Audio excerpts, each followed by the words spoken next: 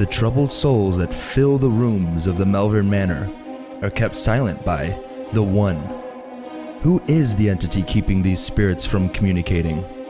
We'll pull up a chair and join us around the haunting table.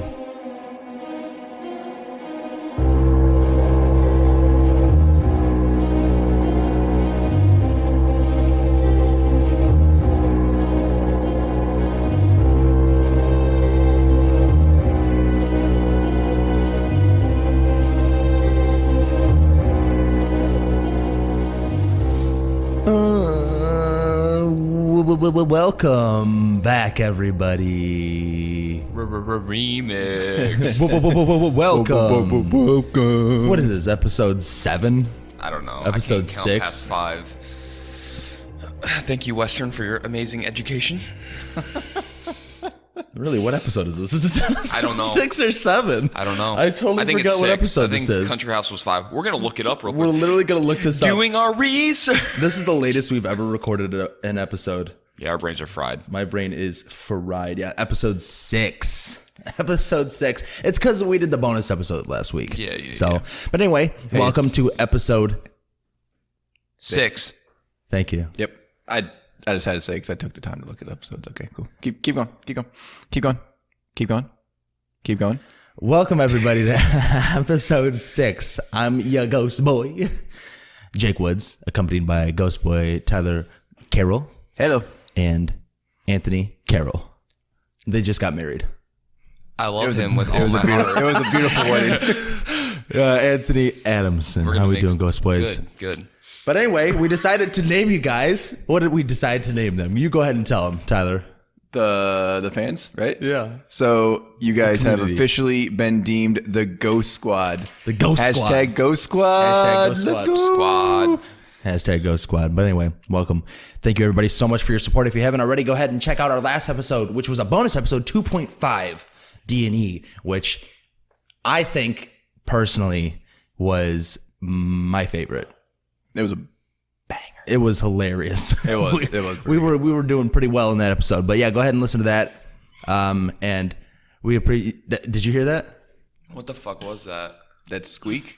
Oh, that was a mic. Okay. Oh. Okay, this building has been very active. So for a second there, we thought we just heard a scream. If we just stop randomly when we're hearing noises, we've been hearing noises all fucking night. So Jesus Christ, yeah, we that was I actually got a couple goosebumps there for a quick second. I was like, I can't believe we just caught that. But thank you so much for your support. If you haven't already, go ahead and jump on over to our socials, haunting_table for Twitter and Instagram. And if you run past us on Tinder, make sure you swipe right because we are on there. How many matches are we up to? I think we're up to like 250 to 300. Like, Nice. We're kind of a big deal. On Tinder, yeah. Running game, boys. Running game. And trust us, it's very, very obvious that we're playing it as a advertising for a podcast. We're not like pulling a fast one on anybody. The name is literally The Haunting Table, and in the description it says we are a podcast. So it's pretty straightforward. But yeah, so if you haven't ever head over there, give us a like, a follow, whatever you want to do. What's up, dude? I was just reading the pen. Yeah, keep going. Oh yeah. Whatever you want to do, follow us on there. And if you haven't already, listen to us on Apple or Spotify. Make sure to give us a 5-star if you want to, and leave a review. It doesn't have to be anything nice. Just leave words. You can literally say whatever, but underneath a 5-star, you can literally give us 5-star and say I hated the podcast, and it helps us. So we'd appreciate it. Yeah. Anyway, so you could also head over to our email if you want to give us any information on a new location you want us to check out for you, or if you want to just say hey and give us some pointers on how to podcast. But yeah, And puppy pics. and puppy pics. Yeah, it's Puppy Sunday on Instagram. Yep. It's probably my favorite thing to do is post pictures of puppies. It's So pretty great. yeah, and if you do send us a picture of your puppy for Puppy Sunday, make sure you also give us your handle so that way we can shout you out. And obviously the puppy's name. And obviously the puppy. Because otherwise we're going to give your dog a name and you might not like it. Yeah, So and we're gonna make sure that it is a dumb name. But yeah, I guess Alan.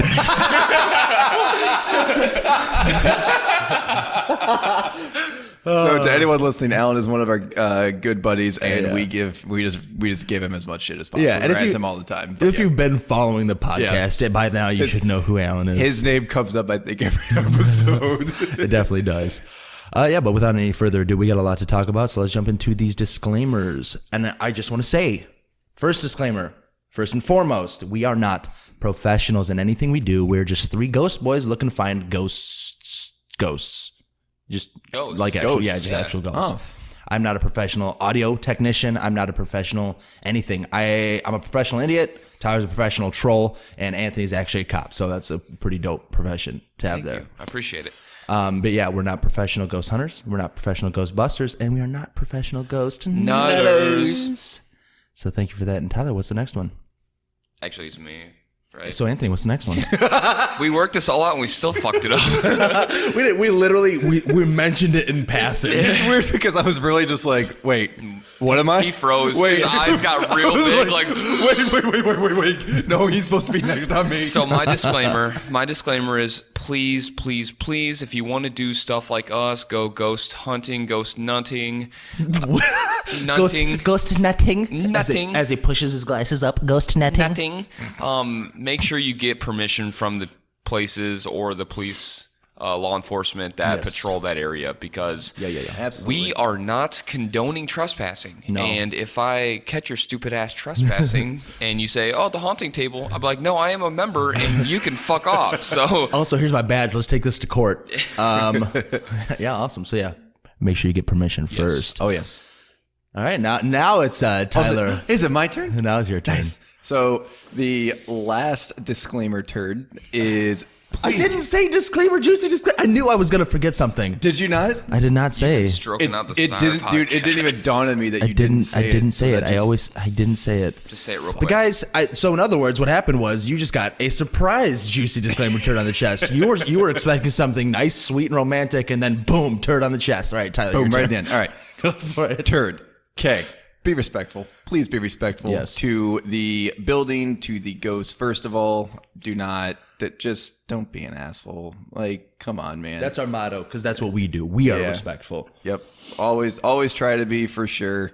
We're not here to like taunt or, make fun of anyone who's passed. We try to, Well, no denigration. yeah. We have respect for the families and the victims of the families. Yep. Absolutely. And Well the ghosts said. and spirits in the buildings. So, yeah, without further ado, Tyler Carell. Tyler Carelli. That's not my name.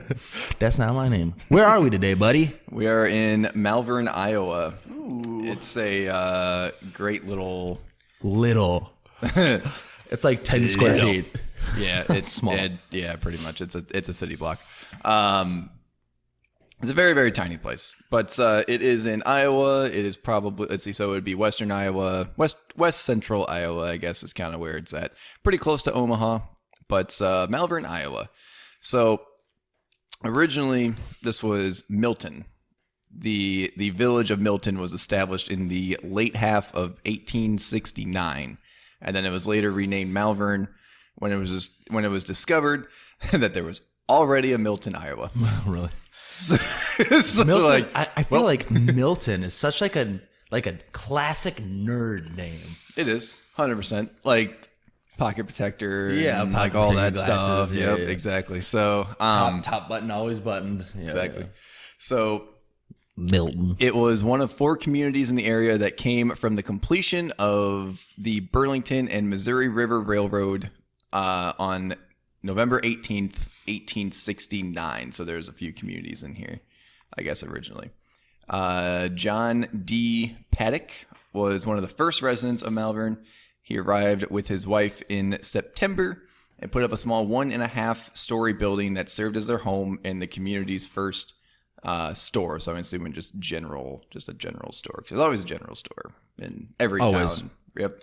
Very Always. early on. So Well, I mean, you kind of have to have one. yep. Yeah, I mean, you kind of get food and supplies and shit from there, so I feel like that's kind of essential. It's not like feel like everybody it's was just very hunting and important. making. If COVID hit then, They'd be essential employees for sure, 100%. It's not like it's like everybody was just only making their own clothes and killing animals for food until Walmart came along, and then now they're like, wait, we can just buy shit. We're literally like how dogs are compared to wolves. You know, they've been domesticated into just being garbage. Yeah, right. We can't survive on our own anymore. Right.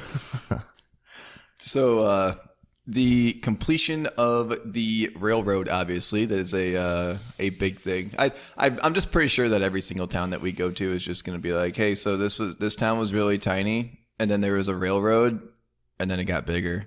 I think that's the general town history of most places, honestly. I mean, yeah, that's how it happened.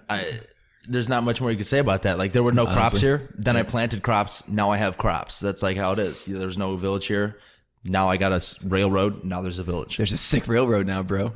sick railroad, bro. Do you need a railroad? Trains beat the fuck out of riding in those goddamn The little horse-drawn wagons. carriages. Have you played Oregon Trail? That shit takes was forever. terrible. I mean, have you ever ridden in a carriage before with no shocks and wooden wheels? It's no fun. I feel like after You're 10 getting minutes, ass my fucked the entire butthole's time. bleeding. Yeah. literally. After 5 minutes, I start chafing. Pounded wide open. Pounded wide open. Stomped wide. Before we started this podcast, Anthony made a joke that made absolutely no fucking sense. He said, I'm going to stomp his asshole wide open. What does that even mean? It's very violent. What is... All right, well, What's the matter with you, Anthony? let's go ahead and move on. Stopping people's assholes. Oh, Jesus Christ. So the completion of the railroad soon brought a flood of new residents and business enterprises. There was a town called White Cloud, which is also Jay's nickname for those fat white clouds. Fat stacks, bro. Vapor die. Vape I didn't get it at first. I was like, What? are you calling me fat? Yes, Just called me a big old white cloud? I was like, no, it's you're because of the dank stacks. Fake nation. I can't get my finger to snap Snapping his right now. fingers like a fucking moron is what he's doing right now for people listening. There we go. There you Ooh, go. that was a good one. That was good. I got good at the end. Yeah. I literally lose. That's usually what I hear all the time. Is it usually gets good around towards the end. And then it stopped, and then I was disappointed. Every time I see you do that dumb snap thing, I lose brain cells. Like, yeah. I'm just waiting until you start drooling. What's he doing? Now you don't even know what's going on anymore. Anyway, back to the town history. So that town had perhaps 200 people, and it was located about where the present Wabash Trace Nature Trail crosses the I'm gonna butcher the rest of this. Just go with it. Just go. With it. Just go with it. Nishnabotna River is. Sounds right. Yep. I don't know where either of those are, but I'm assuming Malvern residents probably know. I don't know. So, here it tells me. So that's 3 miles southeast of. Didn't you type this? Shut up! I voice typed. I Good job, voice typed past it. Tyler. Way to help future Tyler out. High five. Past Tyler did this a week ago, ahead of time. Fair enough, fair unlike when I usually do it, which is this morning. Fair enough. But that was so. I guess those are 3 miles southeast of Malvern. White Cloud soon closed down. The town of White Cloud soon closed down, and several businesses and the residents moved to Malvern. So they all came over here, pretty much, I guess. So I think we should find out where White Cloud is and visit that on the way home. I'm down as long as it's on the way home because It's probably not. I'm sleeping the entire ride. I'm exhausted. It's 5:30 in the morning, folks. By the way, just want to let you know that. Yeah, a.m. Central Standard Time. So. So Malvern grew very, very rapidly in its first 2 years, and by its 5th year as a town, it had a population of 800. The odd thing is it never really grew past that. Yeah. What did we say it was? We looked it up earlier. It was 1,100. 1109. It was 1,099. So 1,100. Was it? Oh yeah. Yep.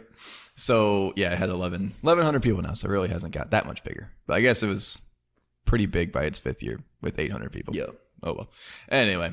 So it was a particularly productive farming area and soon had a number of factories like a hog packing plant and electric plant, a pretty good poultry industry, I guess. Wait. Could you say that line again? Because there was a lot of P's in there, I feel like. Wasn't there? like a hog pig packing there's plant, a, there's a poultry- hog packing plant, an electric plant, a poultry industry. a lot of bees. They like their alliteration apparently. Hell yeah. Anthony, that means when you use like the same first letter Yeah. in a lot of words. Okay, gotcha. You idiot. Continue. Yeah? Got him. Got your bag. Got Yeah, him. Tyler. It's all right. I've Fuck been this shitting guy. down his fucking throat all night, so he gets one. He gets one. Get one. He gets one. Hey, I could do this for 7 hours, but you get one joke. Cool, man. One.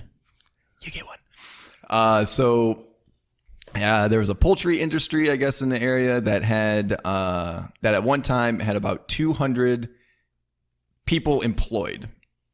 Malvern started a school system in 1870, a county fair in 1873. What's a Choctaw? Chautauqua? Let me see. What's a I don't know what a Chautauqua is. Right there? Yeah, I'm gonna go ahead and agree with you on not knowing what that is. Yeah, I don't know what that is. Yeah, pass. But they had that in 1905. I actually want to look this up. This is good. This is kind of cool. This is what we do. We learn new stuff. So I'm gonna Google this right now. Tell me, how do you spell that?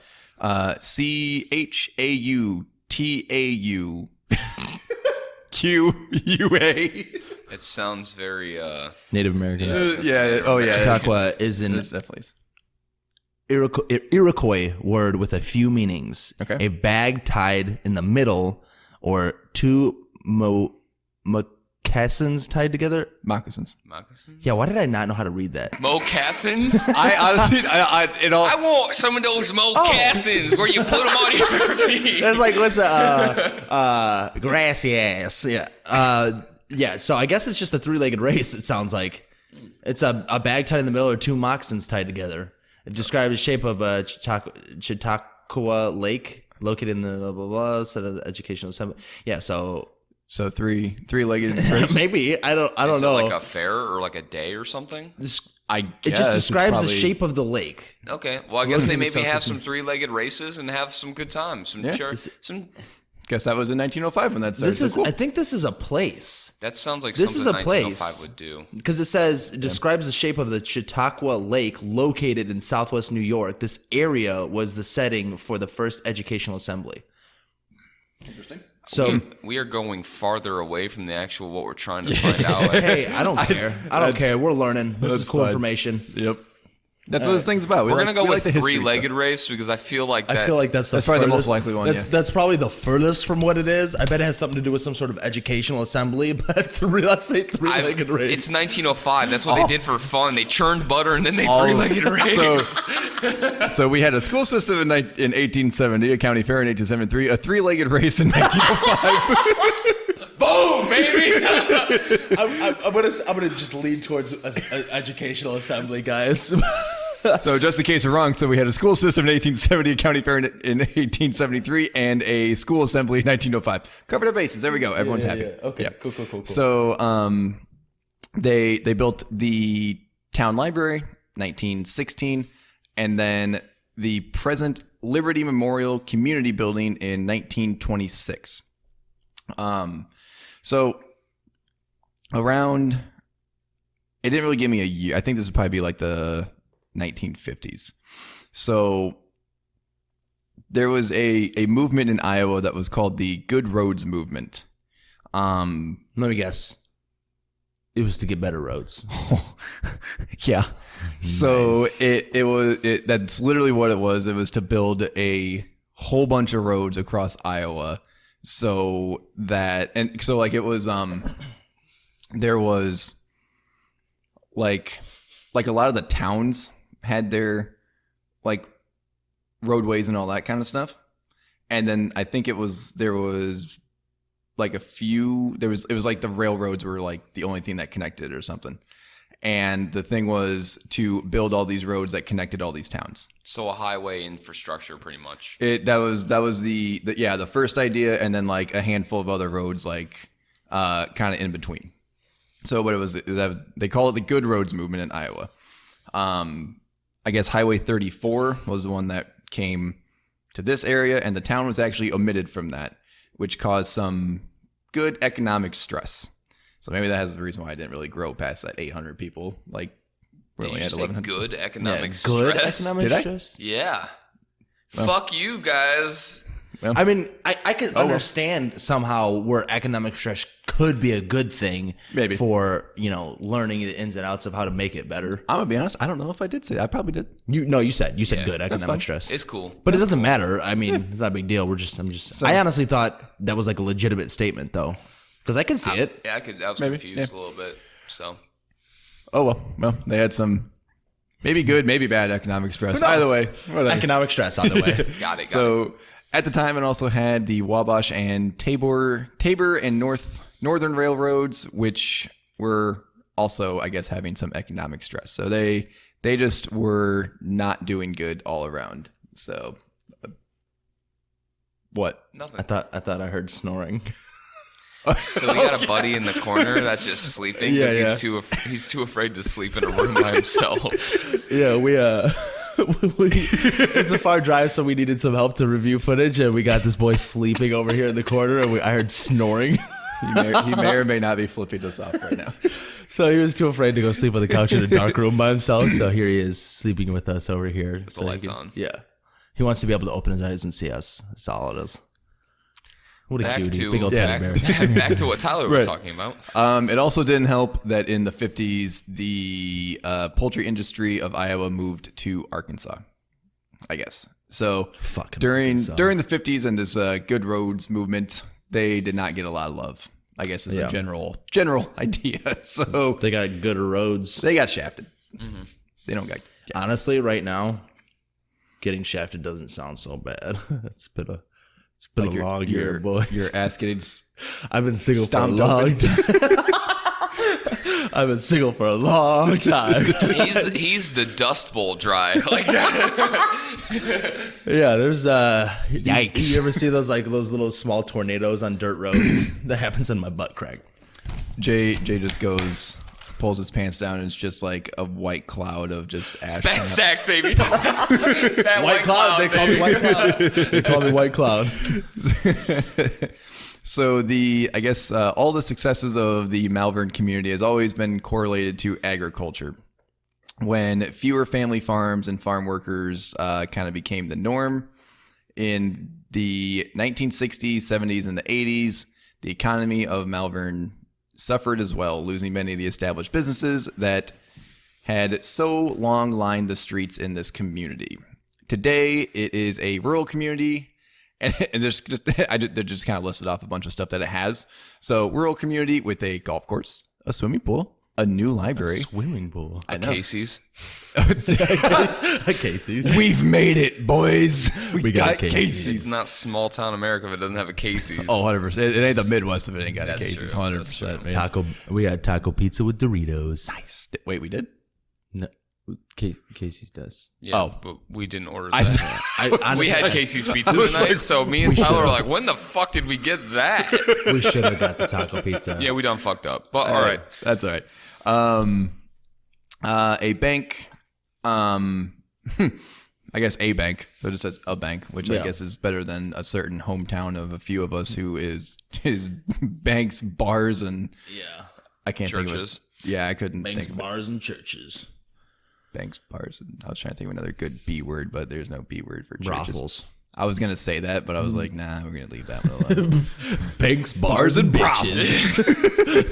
The 3 B's. The only B's that you need. Banks, bars, and brothels. There's a physician's office, Mills County Fairgrounds, I guess, nature trails, and a handful of other businesses. And as we said, the current population is about 1,100. This is definitely a blink and you miss it town. I'm gonna be honest. Yeah, it's sorry. super small. It's nice though. Downtown looks pretty well kept though. That's literally all of downtown though. I know, but I mean, it's still nice. I mean, so it's like if you ever look on Google Maps and you just automatically open it and it's on your dot, in order to see where you are, the whole city, you have to keep zooming out a little bit. You literally have to pinch once, and you can see the entirety of Malvern. Barely. Yeah. Ain't even a big pinch. It's just a little Beep. little nipple twist. Yeah, you can see the city from one end of the sidewalk to the next. But yeah. So cool. Well, now that we know where we are, what are we in? We are in the Malvern Manor.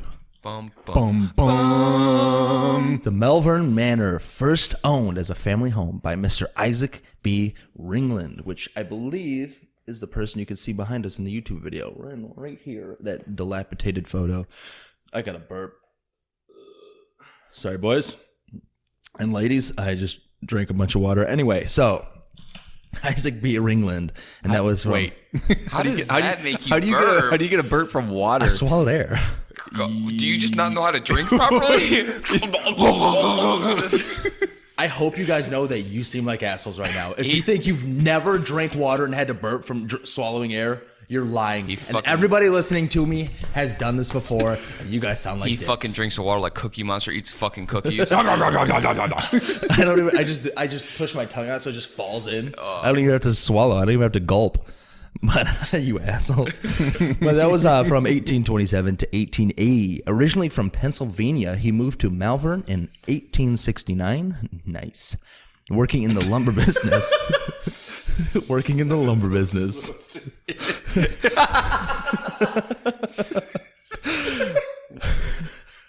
Tyler thought that was real funny. 1869. He works with wood. Let's go, boys. Nice. 69. Worked with wood. He was married to Mary A. Evans. Had 5 children. William died in infancy, unfortunately. Harvey, Emma, Mary Eva. Mary Eva. Mary Eve? Mary... No, it's literally 2. Mary Eva and Margaret. Ava. During this time in Malvern, he was elected mayor. We've done a lot of buildings right now so far that like the people that are either built it or own it are were associated mayors. with mayors or were the mayors. Yeah. Weird. Or like Tinker Switch, the dude just ran the town. Yeah, right. Pretty much. Literally. But and then around 1890, after the passing of Mr. and Mrs. Ringland, the home was in the possession of R.E.K. Meller, a family associate. And that was 1890. And around the same time, the Ringland family home was sold to Julia Betts from R.E.K. Meller. That's too many abbreviations. R.E.K. Meller. It sounds kind of cool though. I mean, if you were to read it out, it'd be Rec. Yo, it's your boy Rec Meller. I'm gonna start calling myself T.W. Carroll. Yeah, but like you got to have a whole nother name. Yeah. 3 names. So it's all 4 names altogether. That's too many to remember. It seems pretty presumptuous if I had to say so myself. Yeah, right. I'm gonna give you 4 names. What do you think the R.E.K. stood for? R.E.K. Really? I don't know. No, like names. Really? Robert Edward King. Rethlin Edward King Meller. Robert Edward King. Remus Edward. Remus. I like Remus Randy. Effington. All right. So anyway, Effington. I'm trying to think of like old timey names. But around the same time, Meller sold it to Julia Betts. The property was expanded and the building was refitted and furnished for the use of a hotel boarding house. While construction was going on, a small Bible was uncovered in the cornice, most likely from a Masonic rite when the building was under construction. So, renovating, they find a Bible hidden somewhere in the building. That'd be kind of creepy. Yeah. Tear up a floorboard and there's a Bible. I've seen that movie where you just pick that Bible up and it's just in like a really dingy cloth and you just unwrap it. It has an eye on the front of it. Right, yeah. And like it's like the original Mummy where the acid just sprays out and just everyone just kind of melts. No? Okay, never mind then. That's not what happened. I was trying to say how long we can keep that awkward silence going. But what was the Necronomicon? That's what it was called. That was yeah, from Evil Dead, and then they had the Book of the Dead from the Mummy. Yeah, the Book of the Dead. I know what you're talking about. We just wanted to give you some silence there for a second. Cool.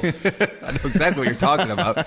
They literally pull out the book and they start Everyone going just through starts it, melting. and then they try to open the top of the thing, and so they open the top of the thing, they all melt, and then the book's in there or something. Yeah, and then isn't the Ark of what was the Indiana Jones one? Didn't they melt off that Ark of one the Covenant too? or something? Yeah, I think when they opened the Ark, He did. The guy did. He opened it and he's like, and melted. they just melted. Yeah, it was like that's like a claymation. pretty consistent thing. So Yeah. people melting. But anyway, so yeah, Julia Betts turned it into the hotel boarding house in 1890, and then 1891, the Cottage Hotel opens to the public.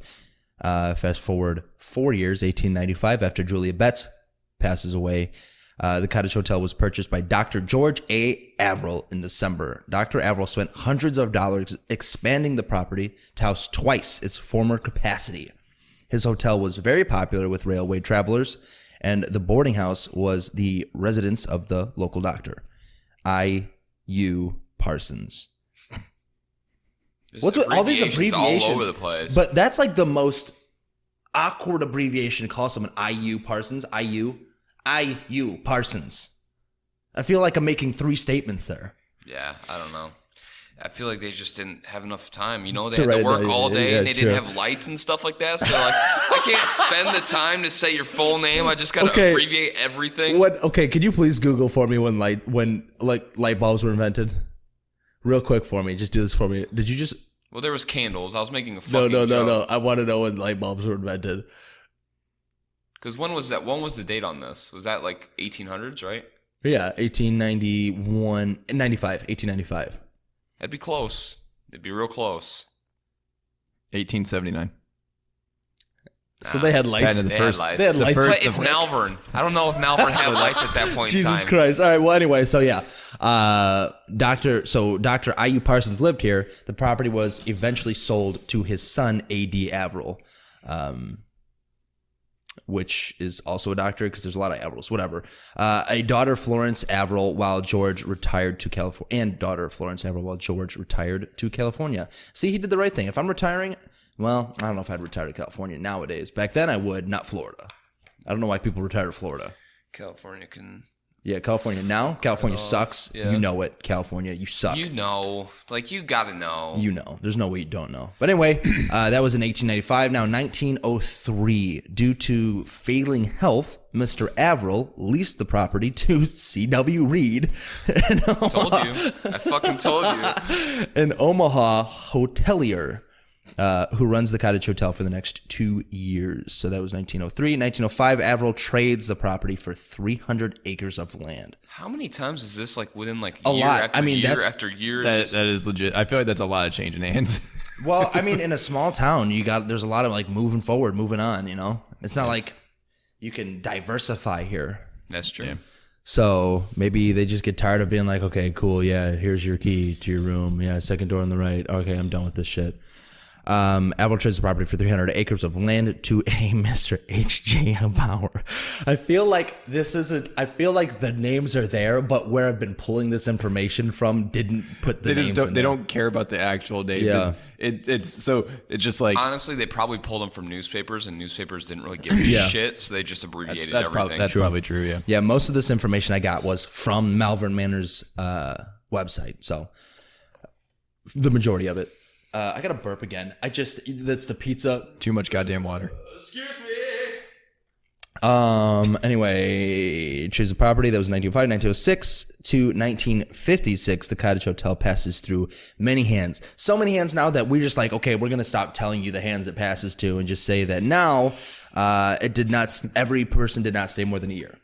So each time it got somebody that did not stay longer than a year, the name changes to Piper Hotel, and its last owner is Cuba Cox. What if it was haunted? What if that was the reason? There's a good chance. I mean, back then they really didn't say much because witches. I mean, if they're seeing and experiencing the shit that we're experiencing, I wouldn't own the shit all the time. I'd be like, all right, $2. it up. Take it. Yeah, right. Land. I'll just take land. You can just- literally. Can I just have a just free want it? hug? Just give me a free... I need to feel loved. You can literally just give me a piece of land, nothing on it. I will take it. Please take this. Just give me that tree, and we'll call it even. Man, so anyway, the Piper Hotel around 1956 is sold to Bessie Smith, Mildred Patterson, and Yvonne Wunderquist, who plan to remodel the hotel into a rest home with maximum capacity of 45 people. So I don't know if that's 45 rooms or you can put multiple people in a room. I think you could put multiple people in a room. I'm assuming.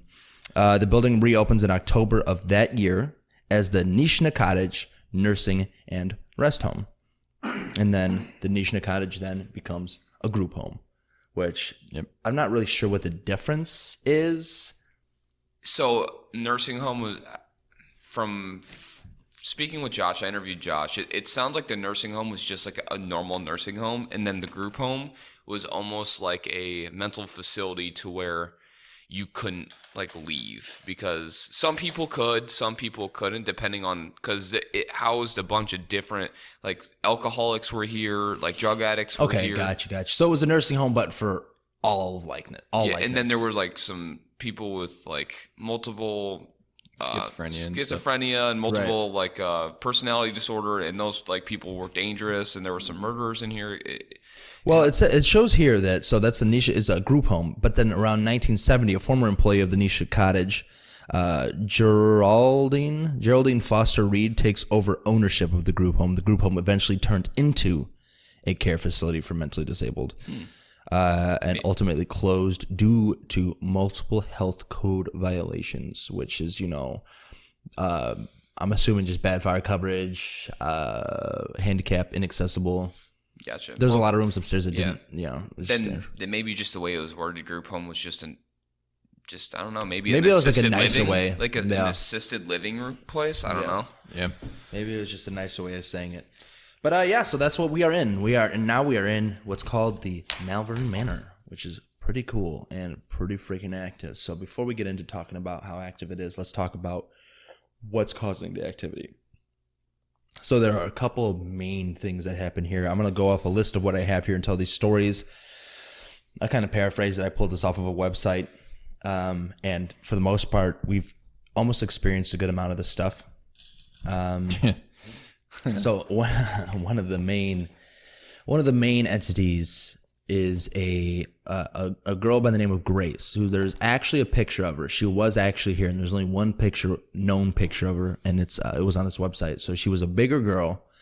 I don't know if it says her age. It doesn't say her age, but she looked like she was in late 30s, early 40s, which is weird because I think she was like in a child's mindset, which is what, all the toys and stuff. That was Susie. Sorry. They put she had multiple. She had, I think, up to 16 different personalities. Susie did? No, Gracie Gracie had multiple personalities. Well, we're about to find out, I guess. Let's read this bad boy. Yep, go ahead, man. While there are many entities and manifestations experienced inside Malvern Manor, one of the most famous ghosts said to haunt the building is that of Grace, a patient who spent her life living in the building. This is first floor. So her room was first floor, right? That's that room. Mm-hmm. And right when you walk in here, and to be honest, I feel like that hallway and then that T is probably like the darkest feeling of the building. Yeah, there's like the one main hallway downstairs that you go through, and then it gets to a T intersection. There's another hallway. There's just a bunch of rooms that line both sides of the hallway, right? Yeah. So pretty. And then same thing on the other, like the T. The other part so it's a long hallway into a T where the nursing station used to be. So like where the nurses used to have like their charts and stuff like that. Yeah. And then there were rooms on both sides, but Gracie's was in the long hallway before the T. Kind of like near the end of it. It was towards the end of it. Yep. With a little doll on a wheelchair, and that was terrifying. The first time I saw it, like when we were doing our walkthrough in the beginning, and I put a flashlight in there, and I see a doll staring at me, sitting on a wheelchair. It's like, not cool, guys. Tyler's like, oh God, not this again. Not this again. Literally, not this again. is the Roadhouse all over again. It's like, hey, so we get this really creepy place. Cool, put a doll in there. Yeah. Just make it put worse. 47 mannequins throughout the building. But so she suffered from schizophrenia and multiple personality disorder, and during the evenings when staff was working there, they would often hear a man's voice echoing from Grace's room, chanting, "The devil is coming to get me." I heard like a really deep. They heard a man's voice over and over again in a low, gruff tone. Yeah, that. Yep. Bro, if I went. The devil's coming for you. It was only when they entered the room that they discovered that the voice was actually coming from Grace. Can you imagine? You've talked to this girl. She has a feminine girl's voice, and you leave the room. All of a sudden, you hear, "The devil is coming to get me. The devil is coming." I'd shit my pants. I would not have anything. I would specifically ask to not work with her anymore. That's terrifying. It's a little creepy. It's a lot creepy. You okay there, Anthony? Yeah, I feel like there's. Sorry, I feel like there's something here, like right now. You just did one of those TLC media moments. No, you just. Like there's a I presence. definitely like. No, they're yeah. It's because we're talking about them. Yeah, something just walked into the room. And I'm sitting on Daryl's lap. I'm not fucking psychic. I'm not like sensitive, but like I just. No, you're sensitive. No, I'm not. He's so sensitive. I just like literally the fucking. The only guy that's The hair stood on the back of the back I think of my something neck just walked in here. You're definitely more sensitive than us. You can feel that. No, shit, you're man. just Come like on. you're just like a sensitive boy. I am very sensitive. Can you hold me, please? But anyway, back to Grace. So, hold my hand, Anthony. We're literally holding hands right now. yeah, that was just, I guess, the man was one of her many personalities. And to this day, Grace's room remains one of the most paranormally active in the entire building, which from my personal experience, I disagree. But that's the thing. It's never the same for everybody. It's different for everyone. It was lit when I was in there. So we'll talk. Obviously, we'll talk about it when we each talk about it. Jay and I had our own thing. Parts. Yeah. And then, of course, there were, and of course, there were some investigators that have been there that said they have caught EVPs of the gruff tone and the devil's voice saying different things. Yeah. But that was one of them. Do you want to kind of paraphrase and read about the sad woman, Tyler? Yep. So the sad woman is another, one of the entities here. It's, I guess, in the room that once belonged to a woman who was admitted at a relatively young age by her husband. She became obsessed with the idea that he no longer found her attractive. So...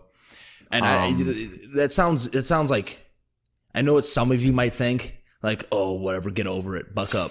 But honestly, if you're like truly head over heels done in love with somebody and you feel like they don't give a shit about you anymore, that could tear you apart. That's how people murder people. That's over hard. love. Yeah. Like Yeah. that's literally 100%. It literally causes murder and suicide. So, Yep.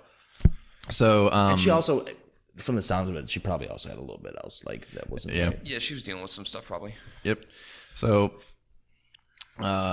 obviously worried about his wife, her husband had her committed in order to help her receive treatment, but unfortunately nothing helped. The staff would find her standing at the mirror in her room, pulling her hair out chunk by chunk. That's gross. Does that bleed? I mean, if you're Chunk by chunk. I mean, I feel like you got to yank. I think that's an actual mental disorder. I think it's trichotillomania. It's where you pull your hair out when you get stressed or when you're dealing with stuff. How do you just know that? I How do you just know what that is? We'll talk about it after the fact. Or we can talk about it now. Let's not talk Okay, about all it. right, moving on. Okay, that's fair. All right, I cool, don't cool, cool. I don't have it, but I know somebody that does. Okay, Gotcha. gotcha. So, she was medicated but slowly deteriorated, dying shortly afterwards. Visitors often report seeing her still standing at the mirror, pulling her hair out with an angry expression on her face. That's a little... Wait, where was that at?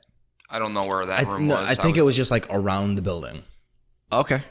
Well, but they say standing at the mirror. I don't Like, know. is there I was never told of Most a room when of these rooms have mirror. I think it might just be any mirror. Okay, that's fair. All right, cool. But yeah. So Grace and the Sad Woman, we got one last one on here. So, Anthony, you Ghost want Boy Anthony, take it away. big Paraphrase it as big best boy you can. Anthony, you want to here take we that go. away? You don't have to read it. If you know the story, just tell the story. I don't know too much about the story. I just know. So Dark I Man. just don't like the sound of reading. Malvern's Manor's most frightening phantom. He was an inhuman manifestation, often felt and seen by investigators who believe the overbearing presence has been drawn to the building thanks to the years of negative energy fostered from the abusive staffs and the mentally unsound patients. Obviously, we're talking about like Grace and the sad woman with multiple mental disorders. That kind of energy can bring malevolent energy into the building. It is mostly felt in the rooms below the attic, which investigators know belonged to two patients, one of which spent years physically and sexually abusing another resident before staff discovered.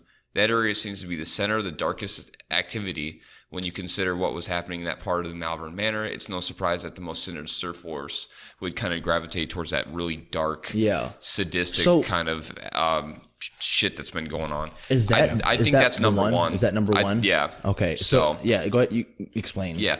So I spoke with a Josh in an interview, and he kind of explained that there was one entity that just goes by the name as number one. Do you have that in the recording? Yeah. Do you want to just cover that when we jump into it then? Yeah. I'll just give a brief synopsis. So that number one dude is like top dog here, and then he'll get a little bit more into like some of the stuff that they've figured out. So cool. But yeah. But that pretty much sums up what we have for like what causes. I mean, there's a railroad. There was a.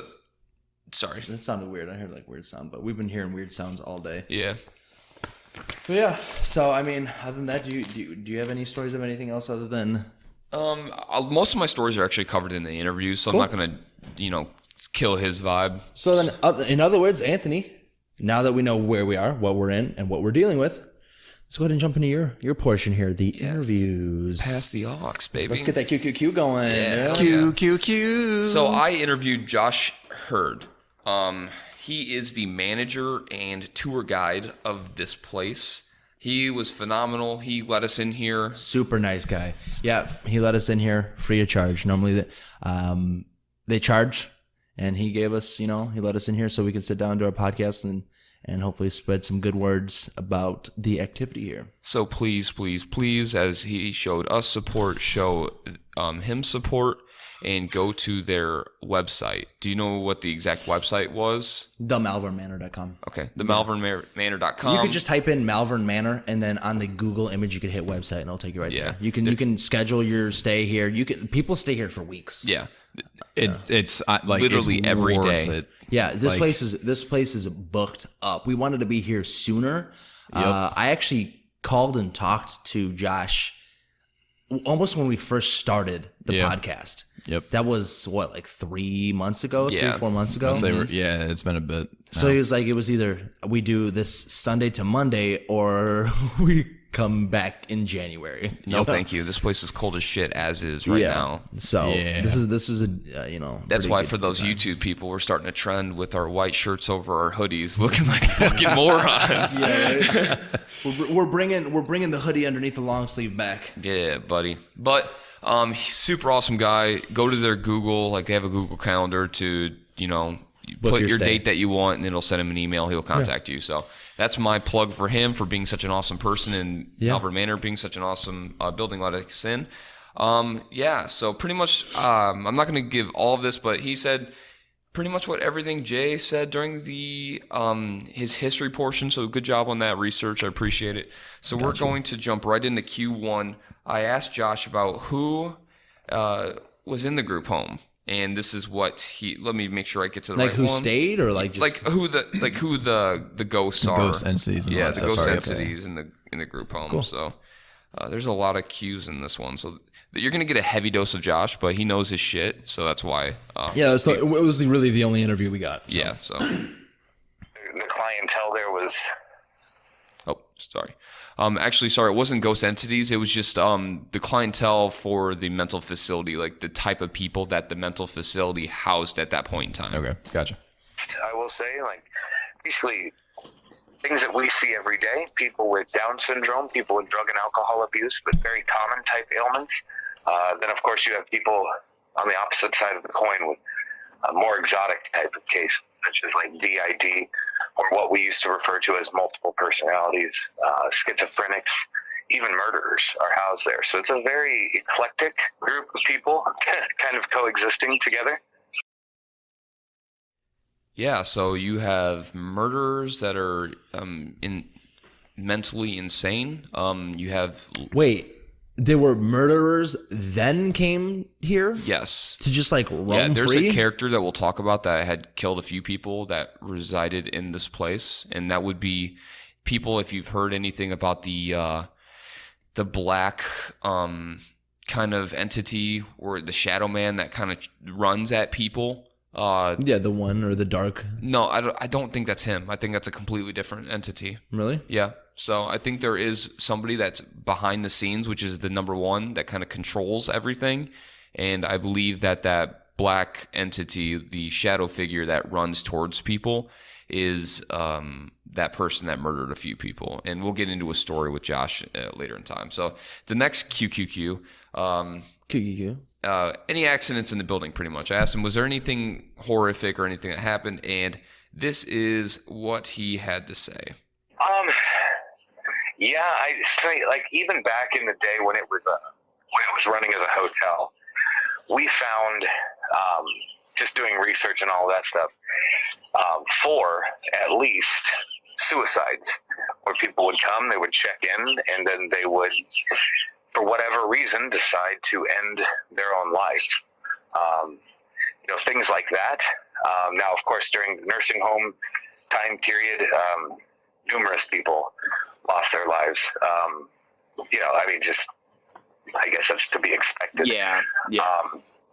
But, as of right now, like, the amount of people that we can find that have lost their lives on property is 187. That's a lot. That's a lot. It is a lot. But, again, I always go back to, I'm like, yeah, maybe it was the nursing home, maybe it was this, like, I don't know. It's crazy to me, though, but it is a big number. Now, there were some definite accidents, like you were saying, like, people that have owned the manor. There was one gentleman in particular. So I'm going to go back, and I'm going doing to just back up real quick, and I want you guys to listen to the amount of deaths that's been in this place. Lost their lives on property is 187. Jesus That's a lot. Christ. Wow. That's a lot. It is a lot. But, again, accidents. Just there doing his regular job or what have you. And this was still when it was running as a hotel. And he left work. And right on the front sidewalk, as he was walking out or whatever, he literally just collapsed, dead. So I'm assuming it was something sudden, whether that be an aneurysm or maybe even potentially a heart attack. Whatever it was, took his life quite quickly.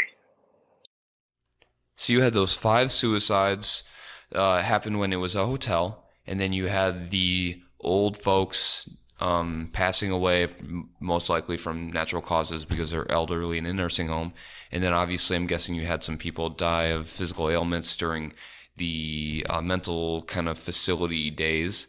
And that is a lot of deaths. How many did you say? 189 or 80 something. 180 something. Yeah, I think it was maybe 189. 89 or That's a 87. lot of fucking dead people. Yeah. Just in one building. Yeah. That's like some small hospitals. I mean, Yeah. we'll get that in Yeah. a year. So that's wild. But I digress. So I asked him about the suicides. Like, what did he find? And most of these things that he found was through newspaper articles and that kind of stuff, Right. documentation. And I was trying to see if he maybe had a little bit more stuff with the suicides. And this is what he... It's a lot harder back then to get documented stuff like that because now everything's heavily documented. Yeah. But back then, some stuff they'd push under the rug, some stuff they wouldn't give out names. They'd just be like, yeah, someone died here. Yeah. There was a lot of wishy-washy shit back in the day. Exactly. And this is what he had to say about suicides. The only things that we can find right now are self-inflicted gunshot wounds, as far as the suicides are concerned. So the 5 people that he was able to figure out were all gunshot wounds, which I'm guessing were to the head, which would make me and Jay both got headaches at the top of the stairs, like a splitting Really, headache really quick. in the same exact spot. Mine didn't hurt too much, but I felt it. I felt a little. Yeah, little mine pinch. hurt, like, and it was like, all of a sudden it was nothing, and then it was like, ow, that really freaking hurts, and it was like just one small pinpoint at the bottom of like where your skull kind of connects to your spinal cord. It was kind of like in that area, and then like as soon as I went downstairs, like it just completely went away, and it didn't last very long. It was maybe, I would guess, maybe a minute or so, but it didn't feel good. It was uncomfortable. Yeah. So I don't know, maybe kind of plays into that kind of stuff. Yeah. You never know. You never know. I asked them about money issues or structural issues with the group home because you spoke about, code, not being up to code and that kind of stuff. And this is what he had to say with that. There was a lot. I mean, the structure itself is 10,000 square feet. So, I mean, you have a lot of house to kind of, upkeep. But, with that, I do know there was a lady that ran the place for numerous years, and I mean decades. but her name was Geraldine Reed, and she loved the place. She loved the place so much so, in fact, that she put her trailer home right in the back of the manor. So, I mean, she's literally 4 feet away from the place, so she could be there at the drop of a hat, you know? So that really speaks to her character. But then she was forced into retirement. She was 87 years old when she was forced to retire. The gentleman that took over after her was not very well liked. People in the community didn't really like him very well. Certainly people that worked there, and most certainly people that lived there. He just wasn't very well liked. But it does turn out that he was trying to keep the building up to code as much as he possibly could. With that, walking through the manor, you'll notice like the fire suppression system, right? The sprinklers. Yeah. They're running right through the middle of these rooms, and so are the pipes. The piping are running right through the middle of these rooms too. Like, you hope and pray that these people weren't suicidal, because they will absolutely support even my weight, and I weigh 215 pounds. You know what I mean? So I'm a big dude. So it is interesting, but it's almost like they were trying to put a Band-Aid on it, trying to keep it up to code, to keep it continuing what it was doing by whatever means they had. When the building did shut down, it wasn't until 2005 when the building was officially closed. The last inspection on the building was February 15th of 2005, and there was no heat in the building. And being a Midwesterner yourself, you realize that it does get fairly chilly in February. Yes. So he's talking, for people that can't see, there's literally huge iron pipes that run through all of these rooms in the bedrooms and all of that kind of stuff. And these right here are actually heat detectors. Gotcha. These are conventional radarized heat detectors, so that's weird that those are there, but then it's sprinklered. Whatever. Interesting. So, but the crazy thing is, it was the 2000s, and they didn't have heat in this place. This was in the 2000s. Yes. So 2005, 2004, something like that. Yeah. Well, I mean, they had those radiators, those local radiators. No, they didn't have any heat in the fucking building. How do you go winters with no heat? How? That's what he's saying. Like that's why I think it finally it got not condemned, but it got like completely shut down. I wonder why there's 189 people that died here. There's no heat. That doesn't make like. How do you? I don't know. I think there's ways to fudge around it. No, but I mean, like, how would you not want heat? Price and money. Like, mental facilities have notoriously been underfunded throughout ever. That is 100% true. Yeah. So if you got to cut edges, I mean, yeah. And if that dude that kind of took over after the sweet lady that actually cared about the building and about the residents, he just wanted to pinch pennies and make as much as a profit, or at least kind of keep this thing as afloat as possible. If your residents are in a mental state to where they don't really understand hot or cold, you know what I mean? Shut the heat off, and I'll save money. Is that what he did? I'm guessing. I mean, he was in charge of it when it didn't have heat. Well, I mean, it sounds like he put the sprinkler system in, though.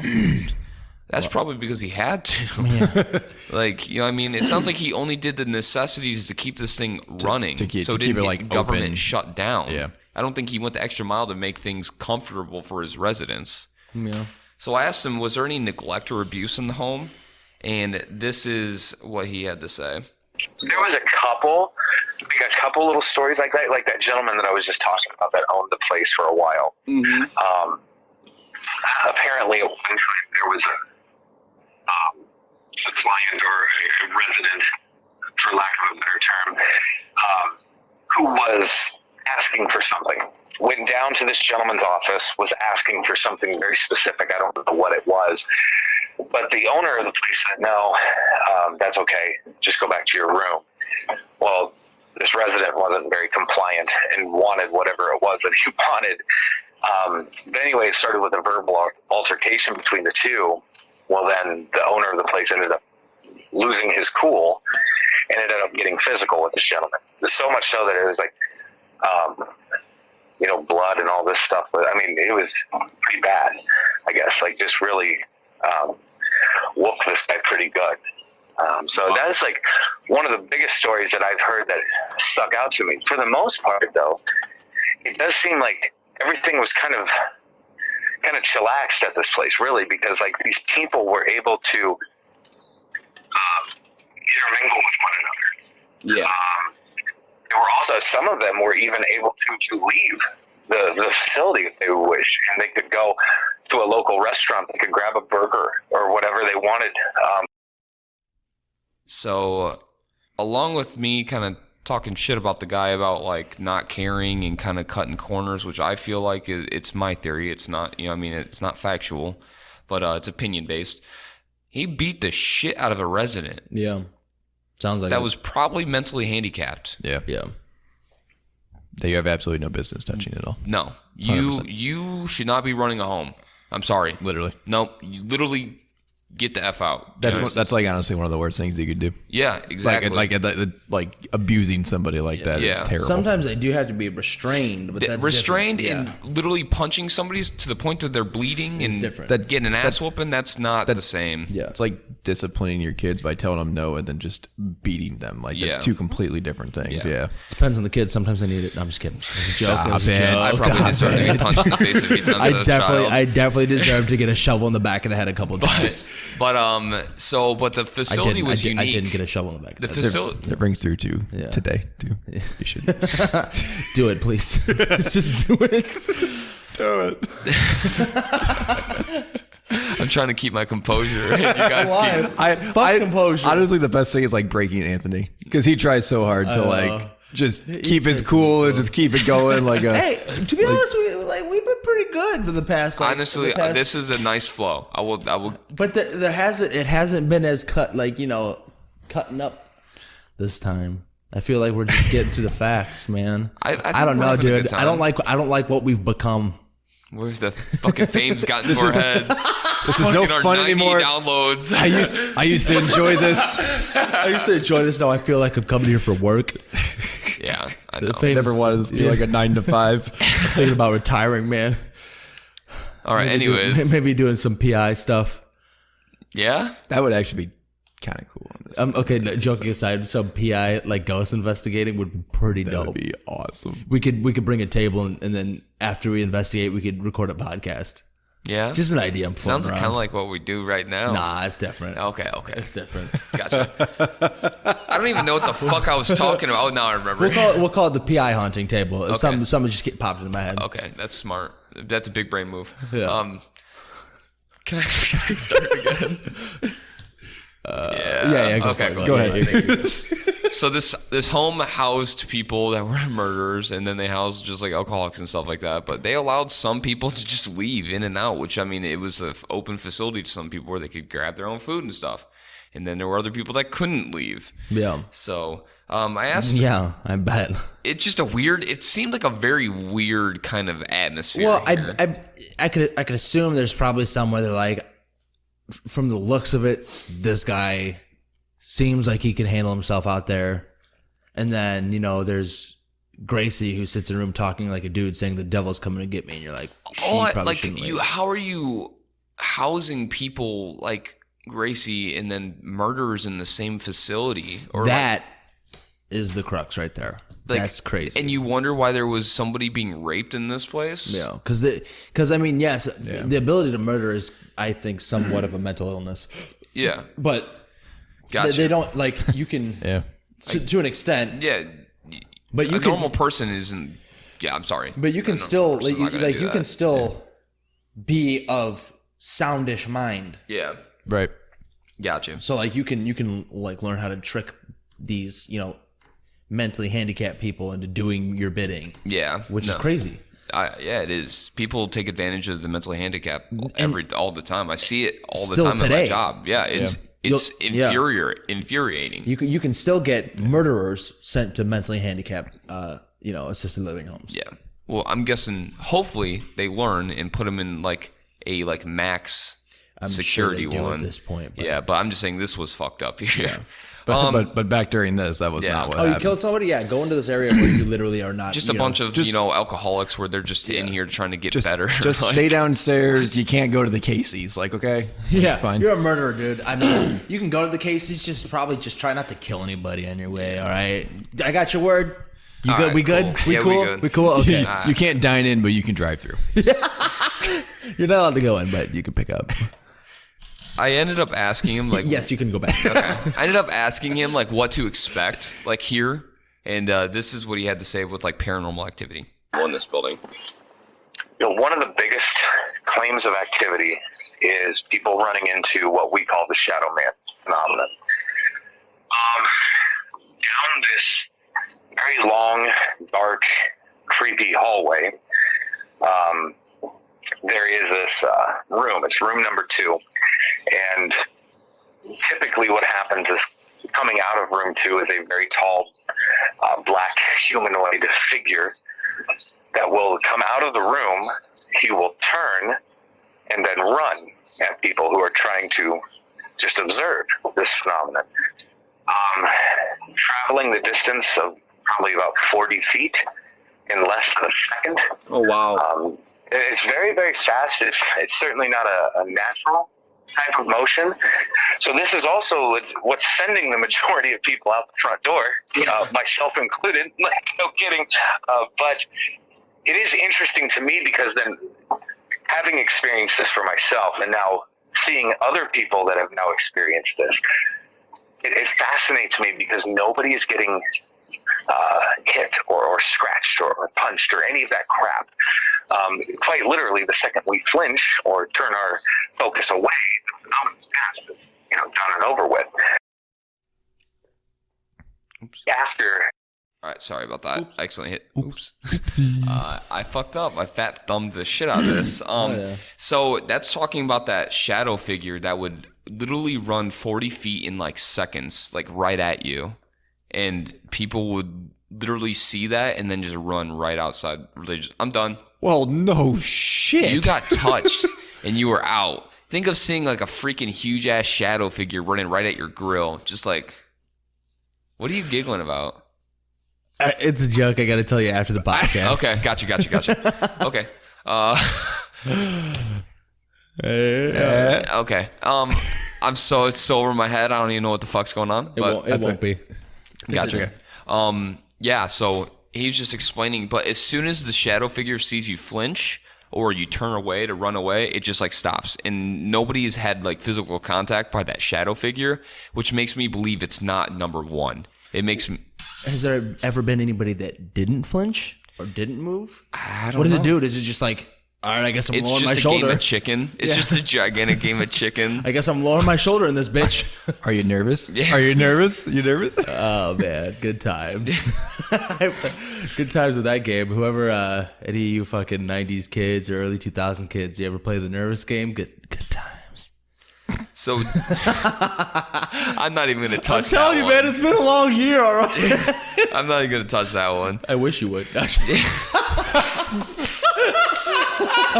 You'd fucking come in your pants before I could even do anything. Immediately. Oh. Ghost netting. I'm nervous. It's been a while. I promise it's not normally like this. Is this what it's like to get shafted? All right, continue. Josh actually explained who he believes this figure is. And this is what the After Paranormal Lockdown aired, there was one of these nurses that I've kind of since befriended. It was interesting. She got a hold of me. She said the gentleman that occupied that room number 2, was 6'7", nonverbal, mentally deranged, had killed a few people in the past, but apparently his little claim to fame was whenever they were doing like bed checks or what have you, he would come out of his room and he would chase the nursing staff. So to me, it was interesting because we're seeing similar behaviors, right? Yeah. So the guy that roomed in the area that the black entity comes out of and chases at you lived 6'7", like just an ogre of a man who was nonverbal. I'm guessing obviously mental, and he had actually killed a few people. and he would chase nursing staff around the establishment and like run at them, and then he would chase them into the kitchen, and then he would like stop like right at the kitchen. So Josh believed that it was like a game, because if he really wanted to harm those people, what's the easiest way to gain access to weapons or sharp items? The kitchen. But he would just chase them into the kitchen and then would just act like nothing happened and then go on with the rest of his day. He was just like, as they enter the kitchen, just like look at him and slowly walk backwards. Like he's like winks at him. It's like the Simpsons gif where he just like fades back into the bushes. But a little more sinister. Right. So the next cue that I asked if there was any intelligent spirits that resided in Malvern, and this is what he had to say. There's one in particular, like Gracie. She seems to really know what's going on. And Gracie is, I mean, she was quite the interesting character anyway. She was DID, but she was also schizophrenic on top of all of that. There was one evening, there were 3 nurses that came and sat with her for just an hour. And during this hour, documented 13 separate distinguishable personalities, which is pretty medically almost unheard of, honestly. So yeah, she had 13 different personalities, one being that male type voice, and he explained as saying that they would hear a male voice in her room, and obviously that's against rules. I mean, dude, right. It's against rules, so they would come screaming down the hallway, go into their room, and all it would just be her. And then they realized that was like one of her personalities. So Gracie was dealing with some stuff, you know? Sounds like the movie Split.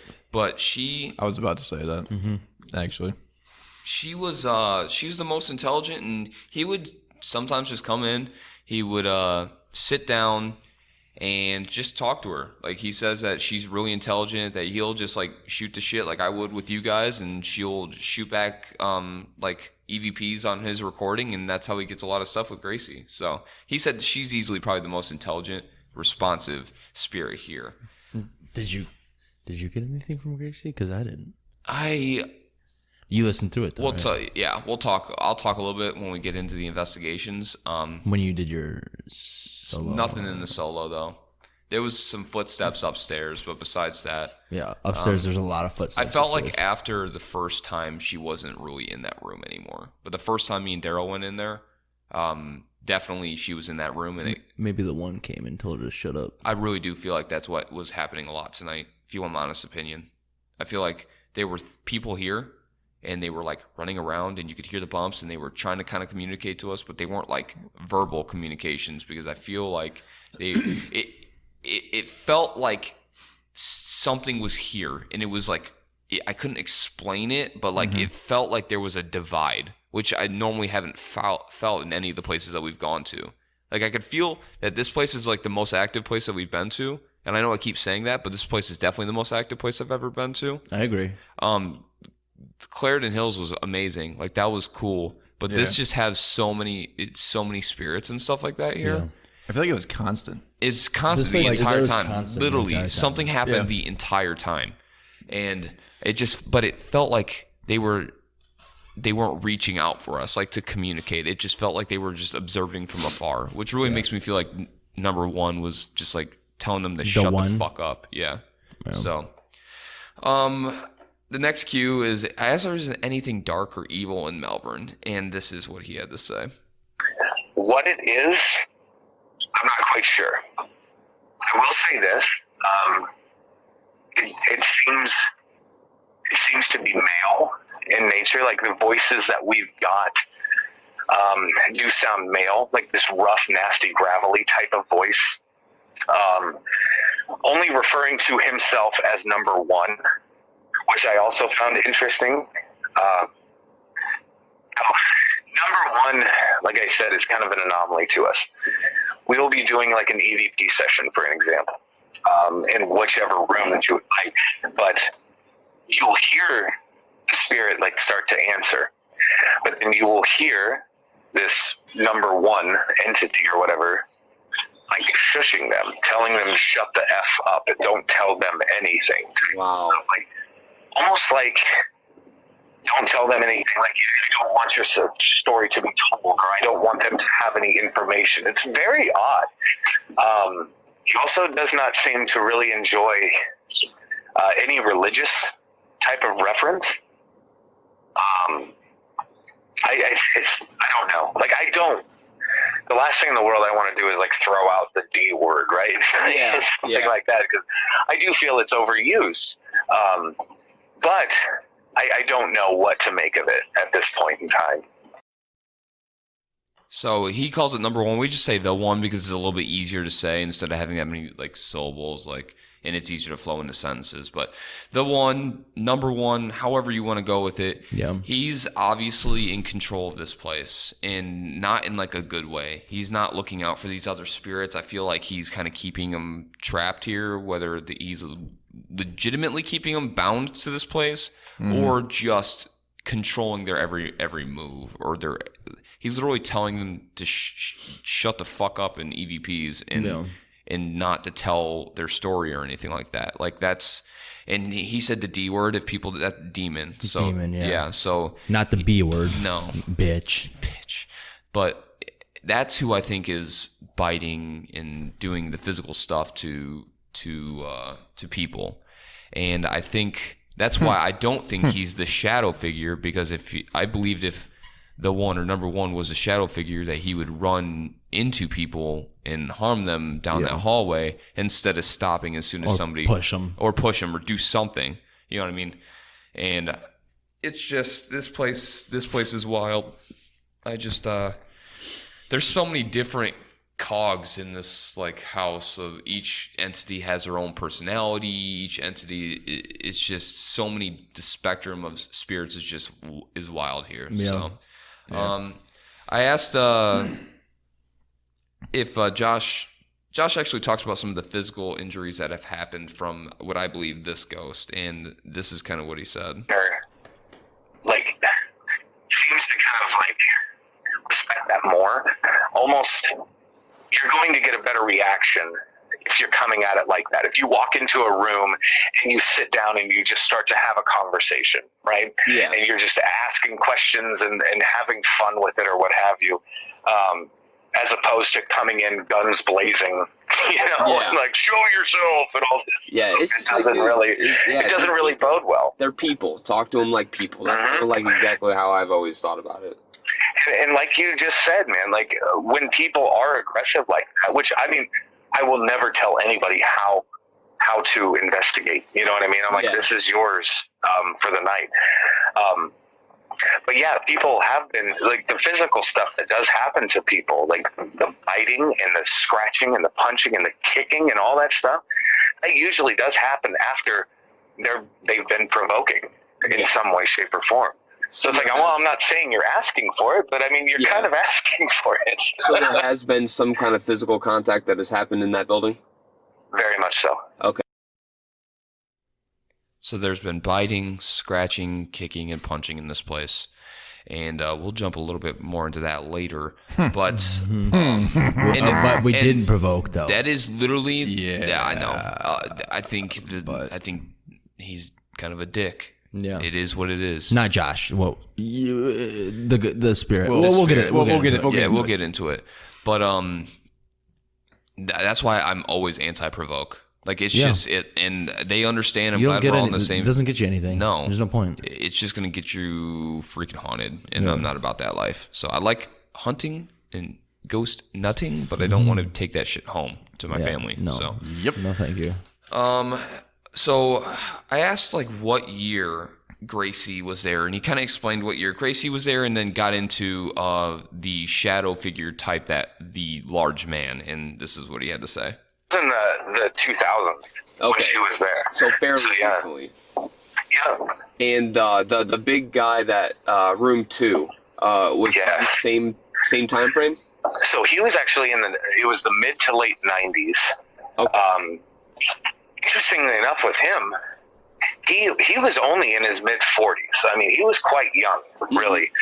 But again, I can only imagine what his life was like, especially being nonverbal, also being physically aggressive, and being just an absolute monster of a man. You know what I mean? Just being that big. He's not able to relay or even process really emotion as we are. Like, I think he's just acting upon them. So that guy actually got out once, and like the police had to, it was like a whole ordeal because he was out into the community, and that guy's pretty dangerous. Like, I mean, it's 7 foot tall, and he killed people, and like so that was a whole ordeal that he talked about, and they ended up getting him back, and then they shipped him to a different facility, and he was completely healthy, and like he said, in his 40s. And when he went to the other facility, he like died like the day after. Like, it was something wild like That's that. weird. Yeah. So I don't know. So it was just something interesting, and I do believe his spirit's here. I don't know if he just like enjoyed. He was taken care of by the nurses. I mean, he was. The nurses weren't obviously like super mean to him. You know what I mean? I mean, he chased them around, and they didn't like ship him away right away. So obviously there was like a pull in, you know what I mean, between him and the nurse. Some kind of like understanding. Yeah, exactly. So I think he maybe liked this place, and I think he came back after he passed away immediately. So I asked what other spirits that he believed was in here, and we're getting close to the end, just to give you guys a heads up. Sorry, but I thought this interview was awesome. Susie, it's good. Upstairs. Susie was a middle-aged patient, but mentally, she was probably closer to about 8 or 9. So, like, even in her room, we found a lot of coloring books, activity books. People have now started to kind of add to her collection, which is great. But we openly invite people to color in the books or leave her a note or a message. She loves just interacting with people. I think she just likes to have company, somebody to sit and chat with for a while. She stays in her room, which is kind of an anomaly as well. Like, the activity is contained to her room. And I always say every other resident spirit in the place is fairly transient, and they'll follow you and, you know, mess with you like all day and night long, but she stays put. So that's interesting. There's also the story with Inez Gibson, which Inez, I mean, her room is just a couple doors away from Susie's. Inez Gibson, the year was 1900. And we know it was December 21st of 1900, so right around Christmas time. But 12-year-old Inez Gibson was outside playing with her 8-year-old brother Otto. She was either, you know, cold or bored or something, but she says, I'm going upstairs. We know 10 minutes pass, her brother Otto comes upstairs, and he finds his sister Inez hanging by her jump rope in the closet. It looks like a suicide. And honestly, it kind of smells like a suicide. Like, these kids had a very tough go of life up until this point. Maybe further suggesting suicide, I don't know. What we do know is that her brother Otto tries to get her down and help her. He's just not strong enough. He runs to the grocery store, and at the grocery store, that's where Aunt and Uncle had been working. Now, Aunt and Uncle had also just become adopted mom and dad. So I'm going to paraphrase the rest of the story.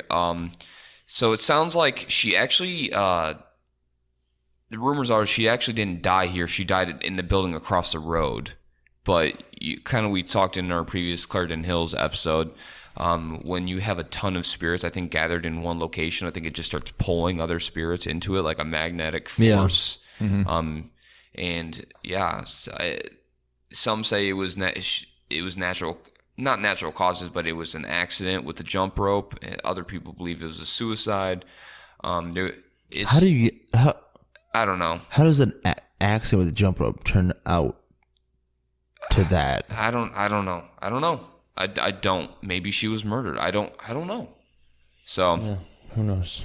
Those things are, I guess, will never be found out. Unexplained. That stuff's terrible. Yeah, that's so shitty, dude. Yeah, for something like that to be That's unexplained so- your entire life is to be your just- brother, to like find Like your sister like that. your brother finds you, and you have no idea what actually Is it happened. is it To beyond that. Like, the idea that it could have been her brother that did it?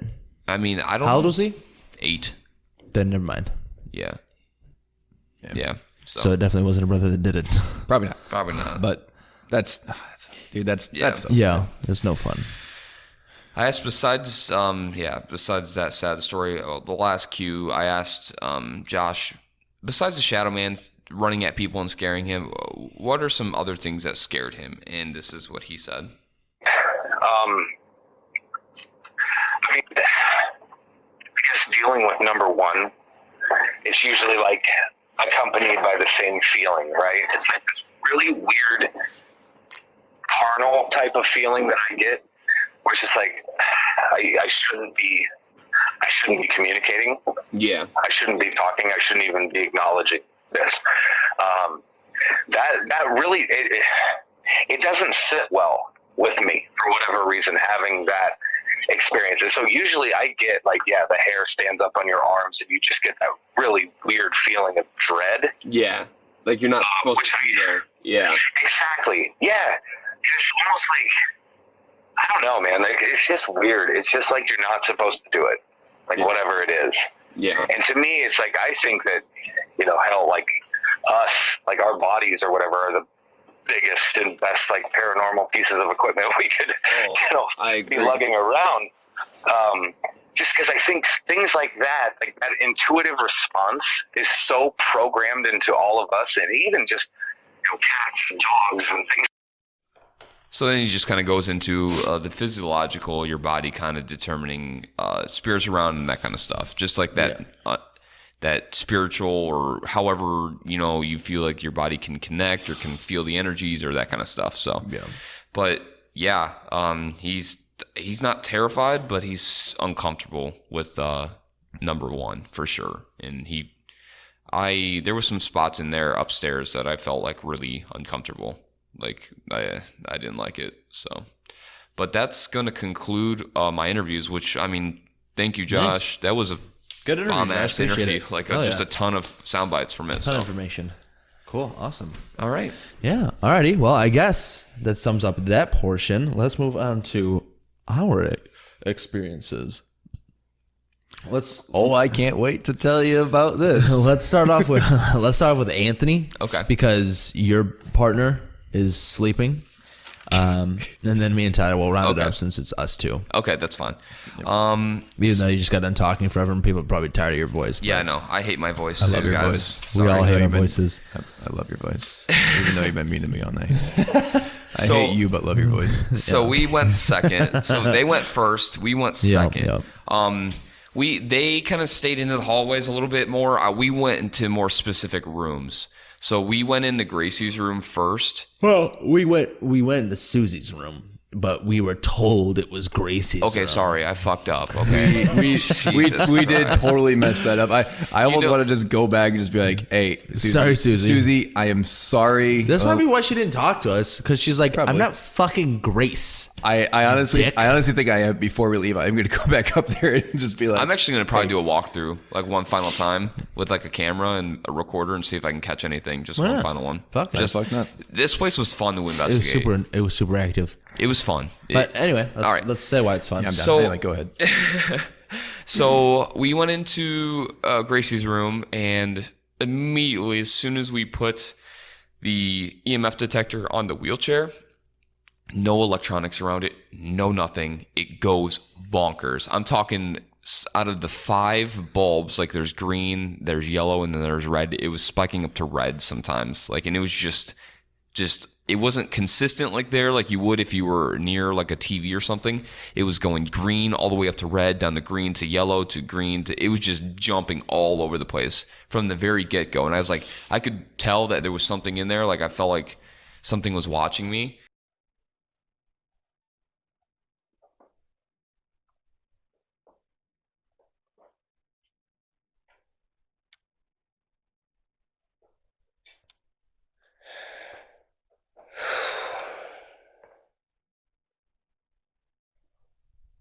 You want to sit?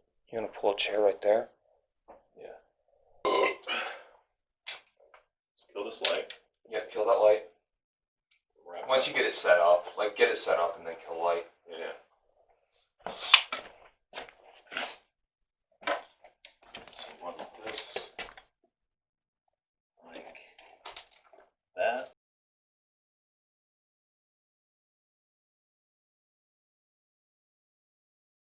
I'm gonna have to like readjust the legs if you want to actually point at the camera. Yeah. So So it's going off right now? You want to point the camera at it? It's going off your right now? camera, this one? Yeah. That wasn't going off at all until now. Gracie, are you here?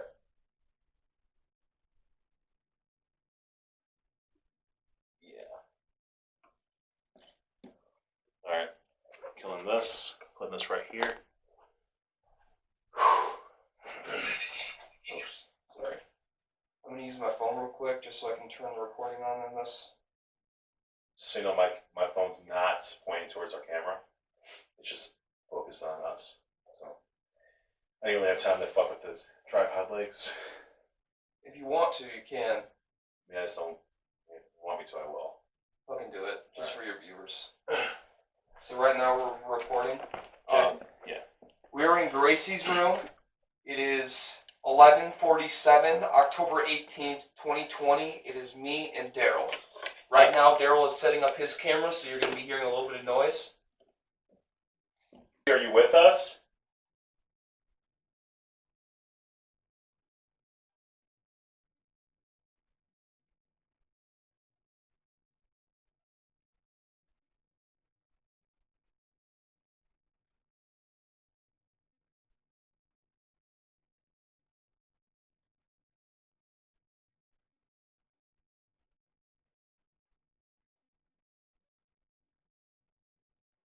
Can you make the lights flash on this thing right here on the wheelchair?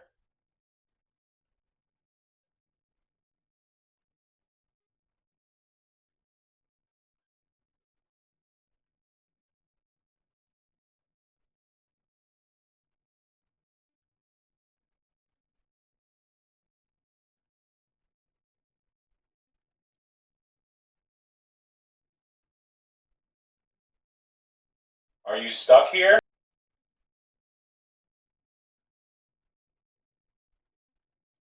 And we did some EVP stuff, and Daryl was setting some stuff up, and I'm going to play kind of something that I found in there right off the bat. Let's just get into it and see what you guys have to say with it. Yeah. That was going off. It's going off again. It It was completely dead, and now was it's going off completely again. dead. It was at about a 3 if he dead, I would say. Hold on, stop. Sorry, that was actually the That was EMF. going off. That was the EMF detector going off, and it was just us talking about it. I'm gonna go back to this one. I didn't really have time to fuck with the tripod legs. If you want, So That's it, honestly. I'm gonna keep saying that. It sounds like you just like it's not saying me. okay. I and then- didn't say that. I know. I mean, maybe you didn't, but to me, that's what I hear. Okay, so I'm gonna go back. Okay, so Daryl is fumble fucking his way through setting up a tripod is pretty much what is happening. Yeah. And I've pictured, or what I got from it, what Tyler got from it, is something's laughing at Daryl just struggling through this tripod. And Jay feels like it could be me. I don't think it sounds like my voice at all, because you hear my voice directly after it. No, I know. What you do it sometimes where you just like mumble real quick, say something, and then you like it's just like a passing mumble. You could have just mumbled okay, not even thinking about it, and then I'm who telling knows? you I didn't say We'll it. leave it so. up to the listeners. We'll leave it up to listeners to decide. I didn't really have time to fuck with the tripod legs. if you want to, you can. I mean, I just don't. I mean, Yeah. so I will. I hear an Fucking do okay. it, just for your viewers. I don't hear okay at all. I so just right hear. now we're recording. That's all I play it hear. again, play it All right, again. one more. Okay. I didn't really have time to fuck with the tripod legs. If you want to, you can. I mean, I just don't. I mean, if you want me to, I will. Fucking do it, just for your viewers. Yeah. See, I hear you saying okay, like you're acknowledging him not wanting to fuck with the tripod legs. But Yeah, I then you say you didn't can. You can if you want to. You can. That's all I said. I said if you want to, you can. But I hear. I mean, personally, I hear okay. Tyler, what's your opinion on it? I do it one more time. Okay. Do you want me to slow it down? Because I can slow the speed down on it. Can you really? Wait. Yeah, I can. When did this feature become a thing? I- Hey, Jay, by the way, 6 episodes in, we can slow the speed down on things. Do you want me to slow down? Yeah.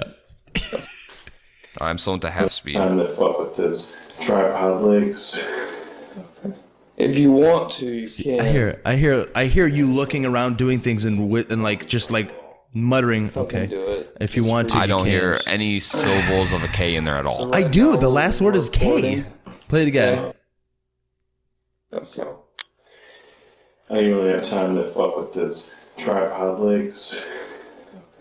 If you want to, you can. How do you not hear okay? Do you hear okay in that? I don't hear okay at all in that. I don't know, man. I'm gonna play the middle road on this. Like, Well, I didn't say okay. I know I didn't say it. I could see it, like how just saying it like under your breath, but you talk really quickly afterwards. Like I don't know. And when I first listened to it, I was like, Usually I have a wind up. Like, yeah, I like to mumble like this, but then when I get into it, I have like a wind up to it. I don't know. People can mumble words. It really. You're still going with it. Oh, sorry. You can. I honestly hear just like you doing something and just say okay, acknowledging what he said, and then moving on. But who knows? I personally think you said okay, and you just don't remember saying okay. That's But, fine. Yeah, this is that's what I fine. hear. But yeah, viewer. Hey, you listeners and viewers, if this is in the YouTube, comment down below what you think you heard, and if it's on the podcast, just commented on our next fucking Instagram post. I guess. Yeah, whatever. But on Monday of the episode release, comment what you think yeah. that they said. yeah, I'm just letting you know it wasn't me. So Okay, we're both in frame for that. Yeah. Alright. Killing this. Putting this right here. Oops. Sorry. I'm gonna use my phone real quick just so I can turn the recording on this. So you know, my phone's not pointing towards our camera. It's just focused on us. So I didn't really have time to fuck with the tripod legs. If you want to, you can. I mean, I just don't. If you want me to, I will. Fucking do it, just for your viewers. I don't know. I'm not saying it's a ghost, but it definitely wasn't fucking me. So, but Jake, It wasn't fucking you? Okay. Well, I mean, it's been a long year. So anyway, moving on. All right, so we're going to 4, and there's a female voice in Grace's room as we're like asking questions. Oh, let's go back to normal speed. Is that turned up all the way? Make sure that's turned up all the way. Yeah, it is. It was 28. Sorry, out of 30. Okay. Are you stuck here?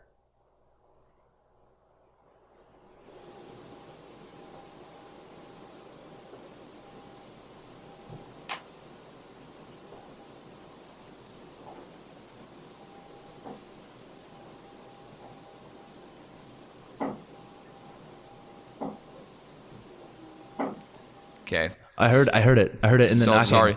That No, I heard it in the yeah. knocking. I heard a moan in the knocking. Oh, I didn't hear the moan. Yeah. Play it so again. sorry. This. I will play that again, then we'll backtrack because that's not the female voice. That's knocking. You can hear the knocking go from quiet to louder, Starting to get louder. to like right next to us, and we didn't hear that live. Right, We didn't hear that at all. Right at the very end, there was. You could hear? Yeah, I didn't catch that, but I'm telling you, we didn't hear that shit live. I literally asked Daryl. I was like, were you tapping on something? And I saw you walk up to him and ask him that. all right, here we go.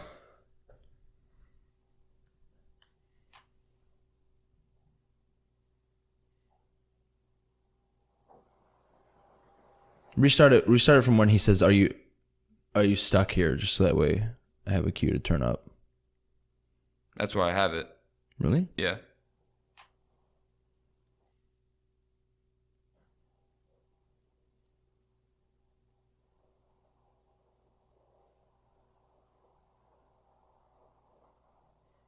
Are you stuck here?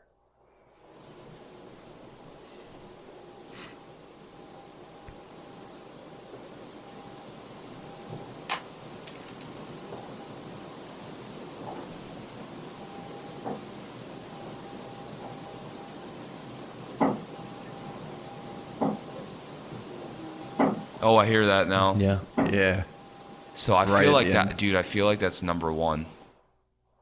Can you tell me your name? Doing the knocking. Doing the knocking, and you hear the female voice like I need to, because after Because it sounds like a. oh Yeah. shit. So I'm gonna skip back one real quick to. Just play it one more time. Okay. Yeah, I mean, why not? Here we go.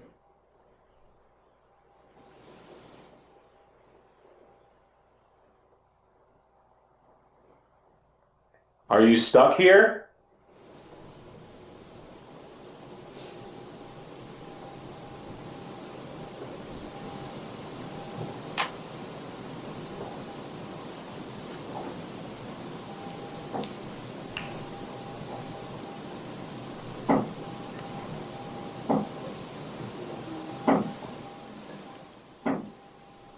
Yeah, I really do feel like that's like number one knocking. Could Can you be. tell me your name? But yeah, I hear knocking and then I hear a faint moan. Right at the very, very end. So I'm gonna go back and try to. I'm gonna go back to here. Which part of the same Yep, clip? No, it's back a little bit. So can you crank this? Because I think there's Tell me something. when to crank it because I don't want to crank it if you guys are going to be talking. Because No, there's. blast It eardrums. should be right. Just crank it now. I have it.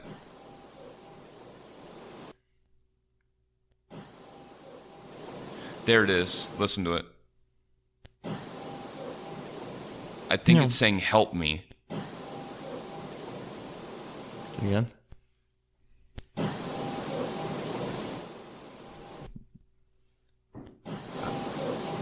It sounds distorted, but it sounds like a "help me," and then the knocks start coming, and then literally like right after the. Are you stuck? Oh, sorry.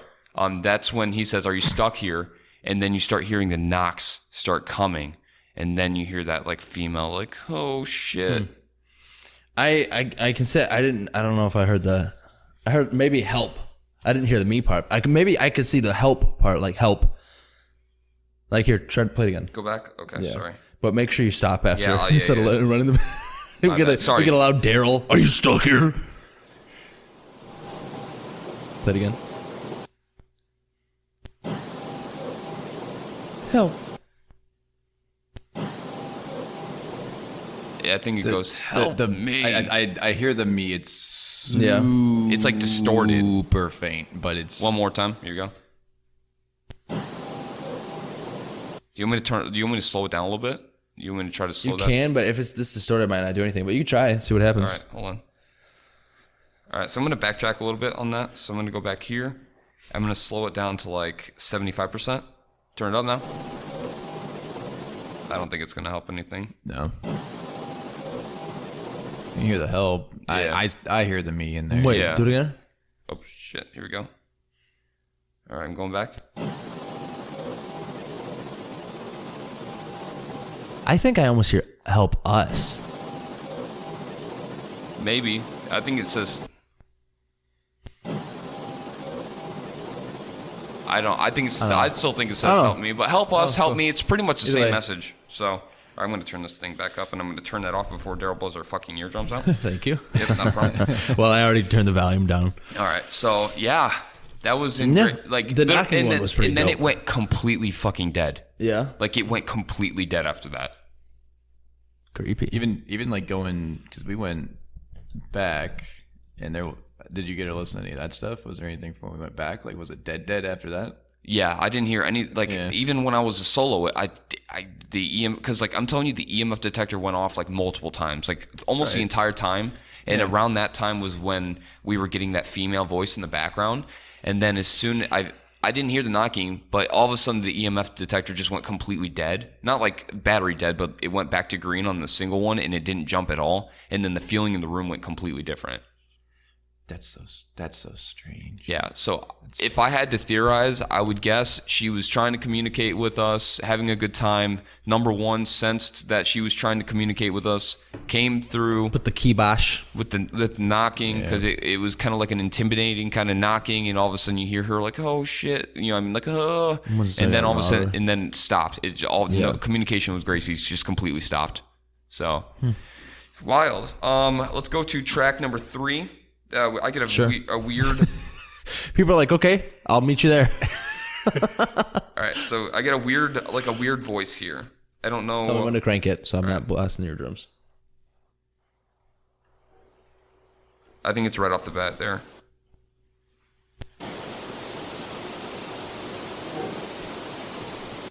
Like a weird like. Ugh.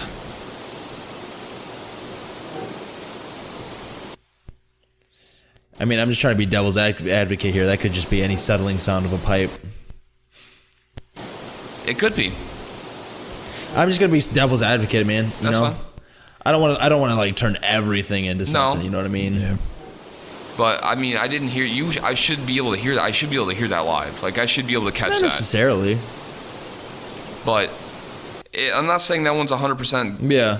I'm just I mean, saying these that are was cool a things weird, to show, yeah, and it's a weird, they might hear something different than we do. Yeah, and it's just weird. The Yeah. other ones were voices. You could tell that they were voices. Yeah. That was just like a weird like, ugh. And I was like, it Could be something, It yeah. could be something, but.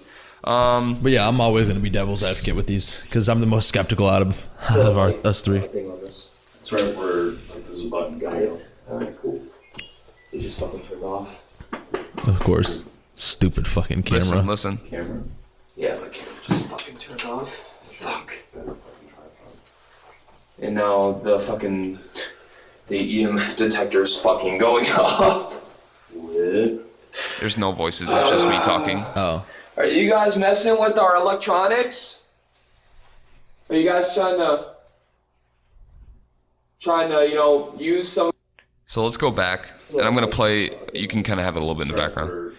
So all of a sudden, we have it plugged in. It's charging, and all of a sudden the camera just stops working. Yeah, the camera just fucking turned off. And like I'm frustrated because I don't know why it should be able to record while plugged in. The EMF detector's fucking going off. So you can turn. I love how you're currently describing a situation. Well, I was trying to explain like why it's not like the battery just. Ghostception, dude. Boom, boom. So No, what was the sound? Wow. Yeah, continue. So it wasn't like the battery died on that. What had happened was the battery actually did die, and then I grabbed a charger and I plugged it into a charging box that we had, and it didn't freaking work. Like, Yeah, because like right now, the camera that's recording right now, the battery's dead, but we have it plugged in, so it works. yeah. So it's we know it works, but for some reason it wasn't working. So then I grabbed the other battery and came back, and it worked and then turned on, and then it started to record, and then it shut off immediately just like that. And as soon as it shut off, the EMF detector started spiking. It was so weird. Yeah. That's a weird chain of events right there. So it was just unexplainable stuff. Like it just made absolutely no sense. So then we have Q3, which is technical difficulties that happened. I said I'd mention this. My little brother Steven thinks it's funny when you like play sound bites of you talking about the EVMF going off. He just thinks that's funny. Well, I just think, I don't know. I just find it a little bit more validated. Like I call that shit out in my recording. Well, so. yeah. He just thinks it's funny. I said I'd mention it to you, and I forgot. That's fine. All right, here we go. Oh. Yep.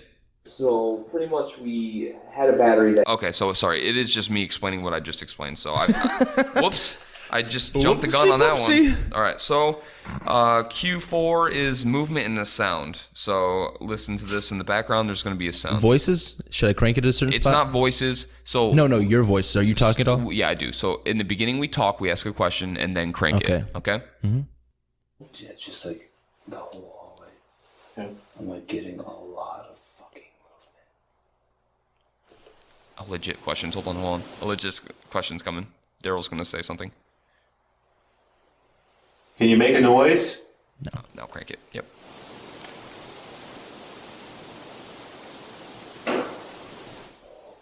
Fuck, bro. Was that Daryl or you? That was me. Dude, that was so close to us. That was down that hallway. It was in that hallway. We got the same bangs. Yeah. So I'm I seeing... don't think you clipped those, did you? I don't think so. No, because we knew you were going to have them. So literally, I'm seeing movement down this side of the hallway. And I'm like, Daryl, there's movement down there. And then I actually see like a something like, just something in the doorway that it's not like the door that, because I flashed the light on it, it doesn't make sense. I don't know if my eyes are just playing trick on me. So it's like, that's kind of weird. Daryl, check this out. I'm seeing something in the doorway. There's definitely movement about like 3 feet off the floor, just like darting back and forth between the doorways. And then he asks, let's play that one more time because that was fucking loud. Yeah. Let's play it.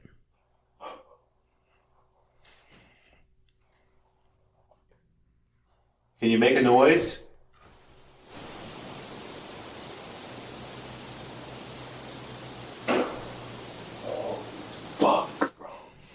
Holy fuck.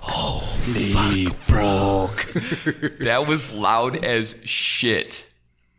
That was a cool one. And that was like damn near on command. Can you make a noise? Wait just a few. Boom. I was like, oh, that happened to us. Right when we sat down, the same thing happened to us. We say, is anybody here with us? And then you hear, yep. We're like, oh, so someone's here with us. Oh, hi. I'm Tyler. This is Jay. How are you? How are you? As we're freaking out a little bit. How are you doing? So that was in the hallway, and this is when we were in Susie's room with the coloring books. What you're playing now? Yeah. Yes. This QQQ. So the EMF was going bonkers, and then we turned the camera on, and then turned the recorder on, and this is what happens. Let's just hang out, you know? I'm just gonna put that down right here. It's got a red light on it. You can turn it down a little bit. It's just me talking. Feel free to talk into it. Say whatever you want to. It just stopped. Just went away. It's okay. I'm not here to hurt you. Okay, I'm just here to hang out and color a little bit. Okay? It literally just dead stopped. That was wild. So let's... Alright, how's that look? It's a little fucking off kilter.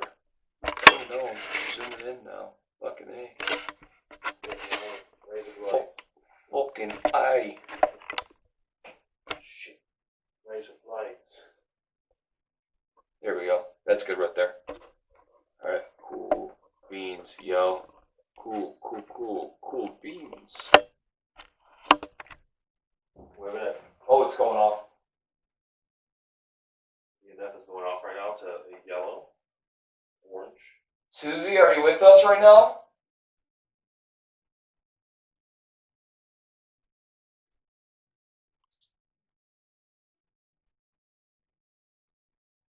Hi, Susie.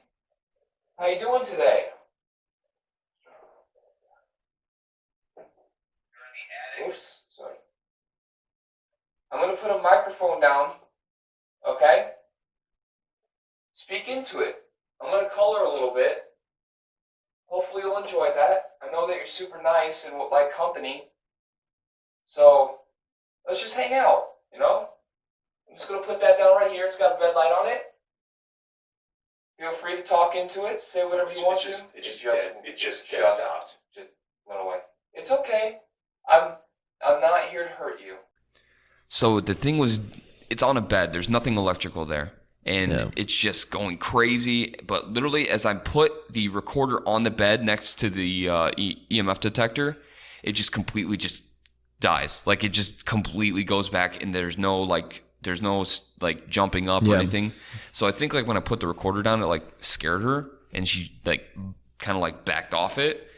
And then as I was, like, coloring in the coloring books or whatnot, it was started to go off. And then when Daryl, so there's a thing here to where you give Susie like a toy because she's got like the mental capacity. Oh, did Daryl grab a toy? Yeah. Okay, good. He grabbed a toy. It was a toy car. All right, Susie. I'm gonna color you a cannon. Okay. So, how old are you, Susie? I did bring her a car. I forgot about that. Oh yeah. Susie, I brought you a car. A little gift from us. It's the only thing I have in my car, in my van. So we brought it for you. Okay? We'll leave it right here on the dresser. You can play with it if you want to. It rolls back and forth. I don't see any cars in this room. And this is... I just want to say, we need another t-shirt idea. Bro, that was wild. That's our next t-shirt idea. I was just going to say, bro, that was wild on the back. Yeah. Because we say that shit a lot. It should be us in like Tarzan, just like attire, like we're wild boys. Why? What? I don't know. We're not actually like... It's just all of a sudden now we're in loincloth. We were raised by apes. You might have been. Literally, just a phrase, and then he's like, "But what if you could see part of our dicks?" Dude, that would be wild. What if we were mostly naked? I mean, I wouldn't be mad at it. It's been a long year, man. All right, continue. Okay. So here, but I think that's gonna conclude. Yes. Actually, no. I'm going to go to Q1 and 2 on that one, but I'm going to talk a little bit. So as we were coloring in the coloring books, the EMF detectors started spiking again. I think she realized that we weren't there to like be mean or harm her. She just kind of hung out. She didn't really say anything. And then when he gave the toy, like as soon as he said, "I brought you a car, look," and then puts it on the thing, the EMF spiked. Like it was just Did like... you guys just on camera? I think so, yeah. Hell yeah. So I need to take a look at it. But I had it directed right where we were coloring, which the EMF was Awesome. right next to. Well, if we have the video of this, you'll see it. Yeah, you'll pop up see right that now. shit. You'll see So, it pop up it was- right now. Nice. Yes. Okay. Cool. Nice. Good. That helps me when I helps you a edit. Good quick cut. So this was when I did the solo with Susie, and I kept hearing footsteps upstairs, and you know what? I'm just gonna. They'll probably have stuff like that, but it was literally loud knocking upstairs above my head. And sorry, I'm at Gracie's room. I was in Gracie's room on my solo, and I didn't feel anything in that room. I didn't really get anything, but I could hear like knocks on the upstairs. And instead of like having it knock on what seemed like the wall as it was coming towards Gracie's room, it just felt like footsteps upstairs. But, Gotcha. But I'm guessing you guys had some crazy stuff to talk about, so I'll just cut my part off and let's jump into your wild ass investigation.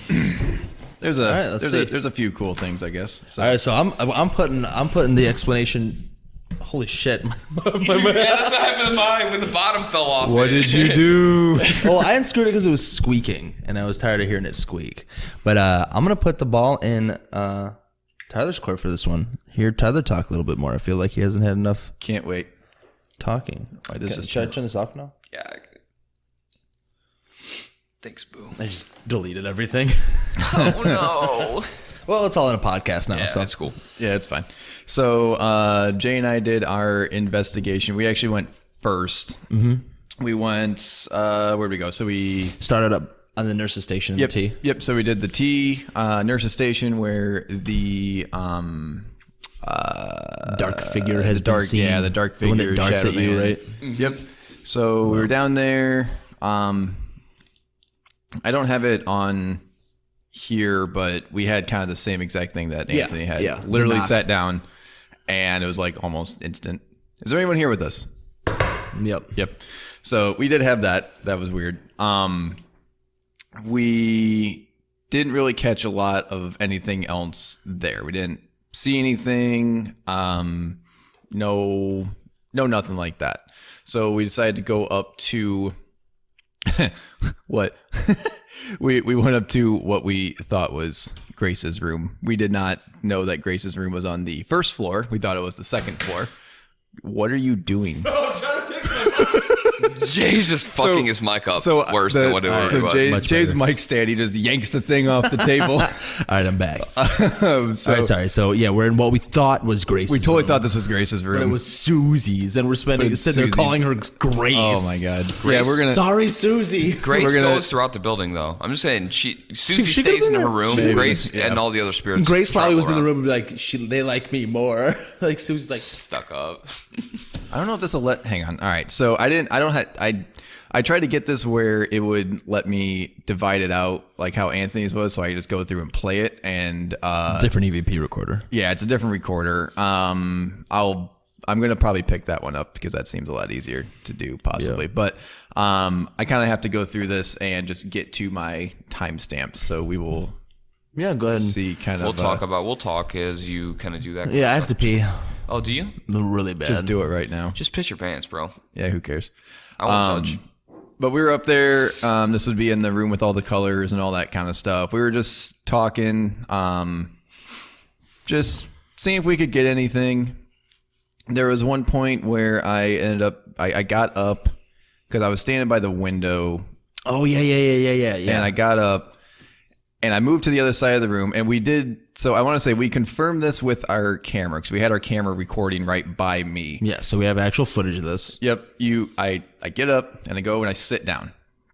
And when I sit down, I don't move my legs. I don't do anything. And I'm not moving either. Yep. I try to keep the noise to a minimum so there's not anything else in there. And Anthony, show the video of us doing that right now.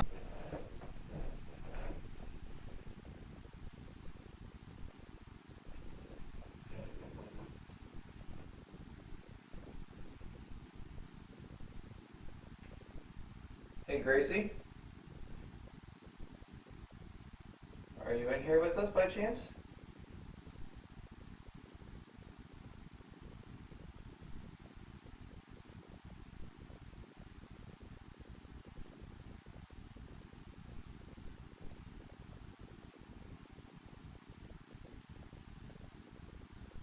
We just want to say hi. Maybe come play with some of these cool toys you got on the bed here.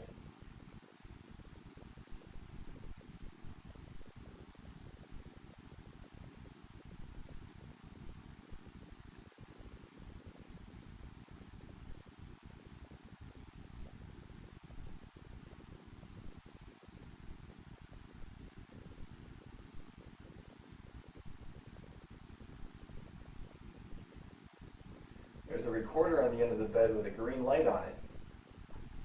Can you stand next to that? It'll change the color.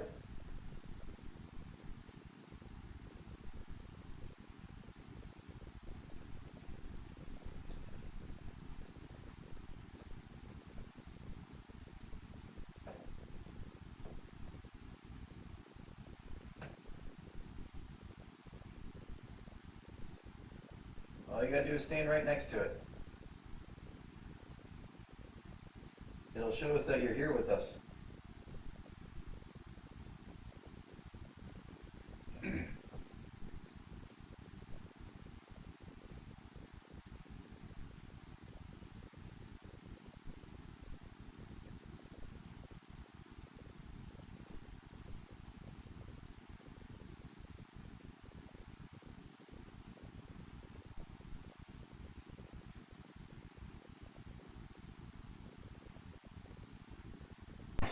Okay. Right now. Edit stuff. Yeah. And see, there you go. There was the proof right there in the pudding. For those of you That listening don't to give a the fuck about the podcast, YouTube channel. yeah. This sounds stupid as shit, but it helps my job a little But bit hey, easier. we diversify, all right? Right. So pretty much this is going to be Us, the sound. I have think the this footsteps, right? Okay, so this one's a little bit longer. It's I had this timed out kind of weird. So pretty much I get up and it should start with me saying this is me walking. Jay asked a question about Gracie. There's a little bit of a pause, and then there we go. And like I said, we did confirm this with the video. Nobody was walking. So you can go. This is me walking. You do ask a question, so you might want to turn it down a little bit. Because it's pretty soon after this, I think. Are you okay with us being here, Gracie? Okay. So a little bit of a pause. I have currently sat down. Jay has not moved. It's coming up. It takes a second, sorry.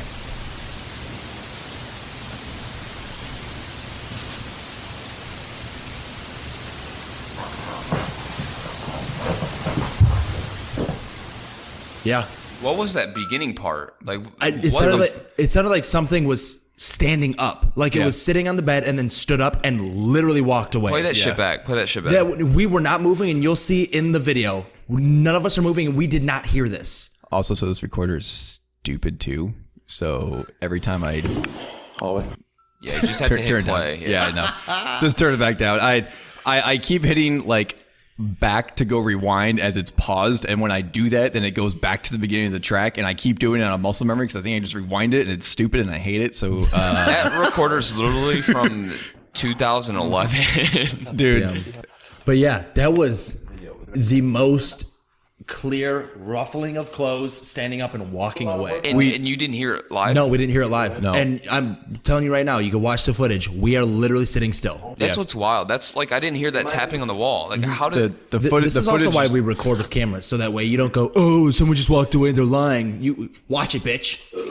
Literally, please that watch you it. burping? Did you just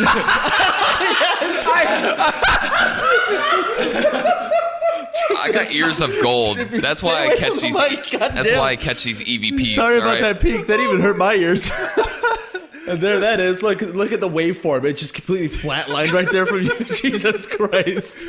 Oh man. That's why I catch those EVPs. I can already tell this recorder is going to be a shit show. Is that the recorder one all turned down completely? Okay. Well, enough to where you can hear what you're at. Gotcha. Okay, that's fine. But anyway, so But we'll get back to this eventually, I promise. Are you impressed that when I was using that, I made it so much more smooth last Bro, time? can you follow these and do it then? Since you know how to do it, If they're the right timestamps, I can. they are. then Do you just want- explain it do you to wanna them. do Yeah. If it's the right timestamps, yeah. Okay. All right, where am I going to? So Which you're timestamp? going. So 1859. Well, yeah, you can look at it so you can read it off and explain it, Tyler. Yeah. And then you just tell them the time. Yep. So 1859. Is 1859. That is when 1859. That nothing happened. It was 69. Is there much of a wait there, or is it 1869. immediately? At 59? Yeah. 59 is where I get up and I say, this is just me hit play. walking. Just Okay, hit we're play. ready. We're at 54, so that's fine. 1854. Just hit play. Yep, it's playing. This is me walking. Yep. All right, so let's be quiet here and just listen.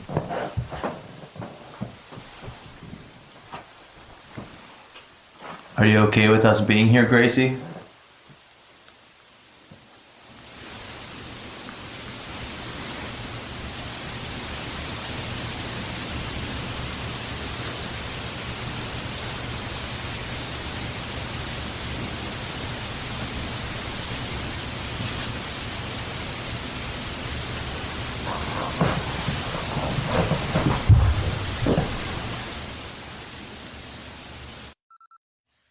There was something that happened there, like as he's getting up though. Like there was something not foots. Listen, yeah, I think it was right there.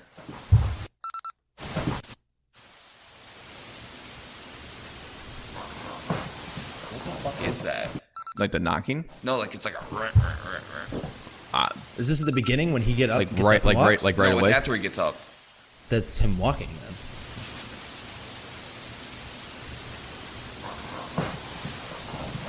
Okay. Gotcha. No. That's not him walking. No, it's something else. No, that's literally the EVP that we're talking about. Yeah. Is he sits down and then it sounds like something got up off the bed and walked away. Yeah. Because that recorder was right by the bed. That's So right here- directly okay. next to it. Yeah. So it's So- the springs of the bed. It's on the bed. The recorder's on the bed. Gotcha. Let's go back a little bit farther. I'm really interested in this, and that's why I'm delving Yeah. into it. You're good. I mean, hey, let's do it. We're doing it together. Great, Ghost you're good. Boys. You good.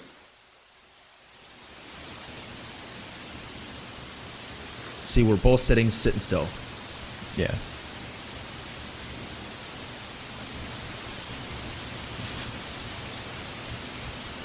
Because that's where I feel like he gets off the bed. You hear like a. No, I think that was you could see him move his foot up. Oh, okay. I think that has nothing to do. Okay, That's so that's separate. okay. Gotcha. That one's That's where separate. I was confused. There. Yeah. Okay. Yeah. This is. Okay. That's all shit we didn't hear live. Yeah, dude, Because we When don't do I even mention it stop here. this? Right here? No, keep You it can playing. stop- you can- keep it playing you real can- quick. You can see that we don't even mention it because we didn't hear it. yeah. Gotcha. Okay. you're So good. next timestamp. So next one is going to be 3610. 3610. So this one was this would have been we went up well, so we were still on the second floor. So all this was on the second floor and the attic with stuff that we got. So this one we were sitting there's another long hallway in there on the second floor. And at the very, very end of it, there's stairs that lead up to the attic. There's two rooms at the two. There are two of the last rooms, I guess, that were in that Towards hallway. the end of the hallway. Yep. By the attic. Yeah. So Jay and I were sitting in opposite of the rooms, like because they were across the hall, directly across the hall. We had a camera down the hallway, and we had a recorder directly in the middle of the hallway between the doors, where the doors are at. And we were both sitting there. And is it good? I'm good. I'm waiting. Okay, I'm all right. waiting for your Nope, that's explanation. fine. Yeah. I'm So- just that good at this. That's fine. I'll timestamp them. You can do that, and then I'll buy that thing and learn it. There you go. But anyway, so we heard a like really faint noise, both of us, and we kind of like looked at each other across the hallway, and it sounded like crying or something. Yeah. Because that was what we both heard. Like we actually heard this one. We both stop and mention it to each other right away. Yep. Or almost right away. Yeah. Like, I ask him and he says, So yeah. you should So is it immediately? Because I'm starting. No, to just I don't think immediately. Wait. Wait. This one. you're good. Play it. It's at 36.5. So Okay. you Yeah, got this a should be few fine. seconds to play into the actual EVP. Weird. That was it. Yeah, yeah. Yeah. And then if you keep it going, you'll hear Jay say something.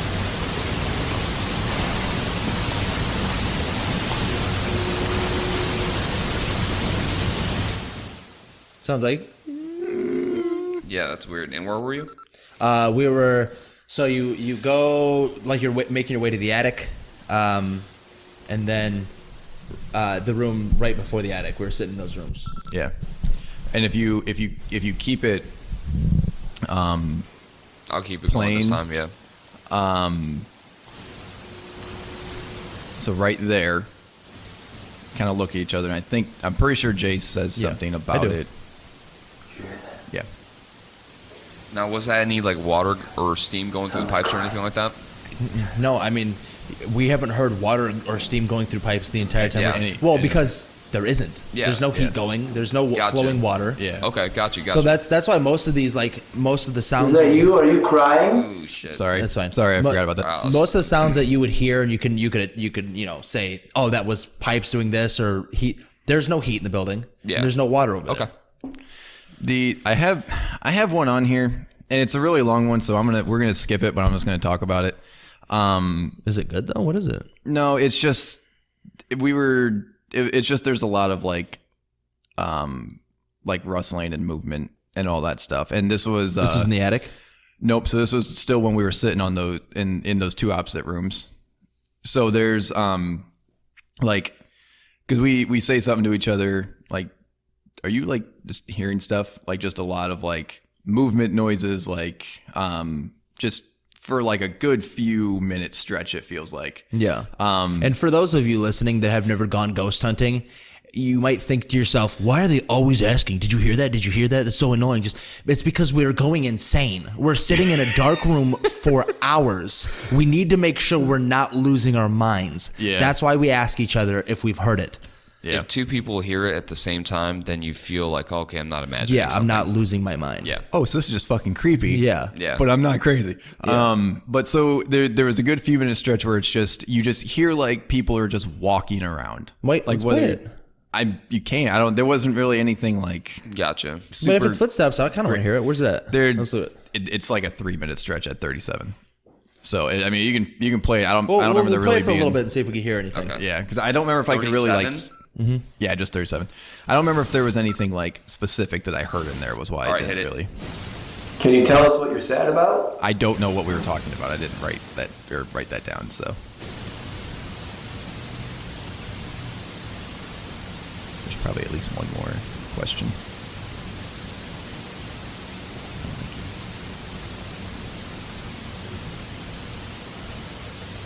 Did you hear that? Is somebody humming? No, but, well, maybe. We weren't. Go I back. don't know. I Go didn't- back. I didn't hear that that one. before. It sounds like a in the background. Go back Tell to. us what you're sad about? There you go. Okay. Yep.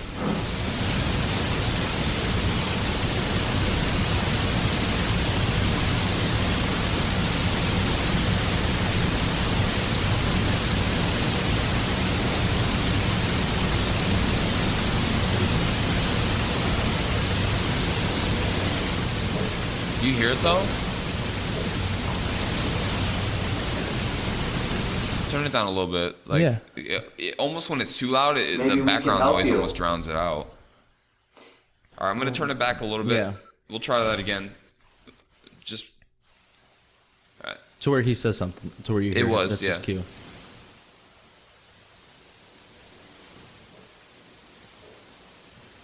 There's some stuff. Sounds like footsteps. Maybe we can help you. Oh, you didn't go far enough back. His cue is when he asks if there's anything you're sad about. Are you sad? Yeah, if there's anything you're sad about.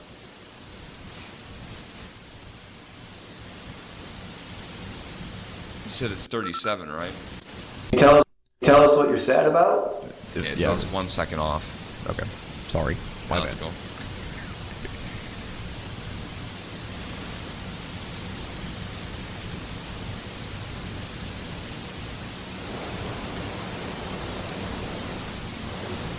There's fucking humming in the background there. I couldn't hear it personally.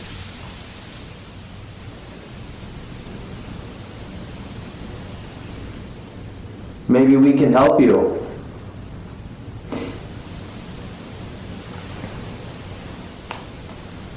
Oh well, okay, that's kind of cool. Yeah. Yeah, it's very faint. Yeah, I mean, it could just be like air blowing on the outside, but it sounds like there's some kind of like a tone in there. So, like I said, that one's really hard to hear. That it's like very, very faint. So that could just be wind. But all right, what's the next one? The next one is 4021. So this was we both heard like two pretty decently loud noises, if I remember correctly. Sorry, 4021. 4021. And where are we at? This would probably be, so this should still be when we're sitting in those rooms. Like there's a bunch of stuff when we were sitting in those rooms. Because on the next track, there's when we're walking up to the attic, and I see something. And, yep. So that I have that on here. So this should have been when we were still sitting in those rooms. We heard that.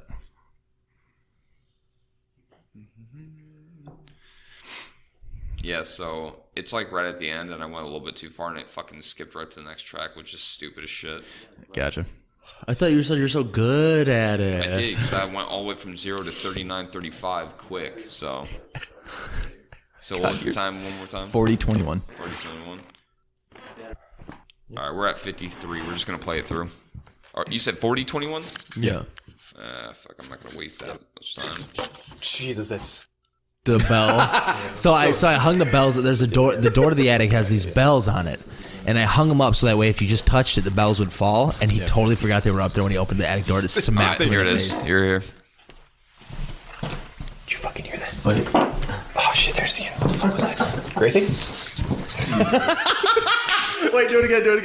Oh, this isn't a real one. This is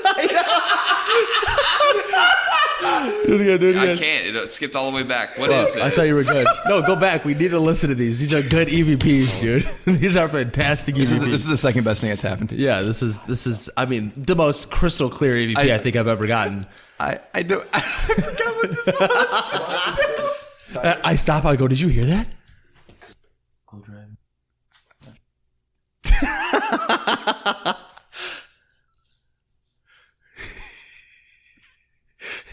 Crystal clear, dude. Probably the best EVPs you'll ever hear. You'll know exactly what it is.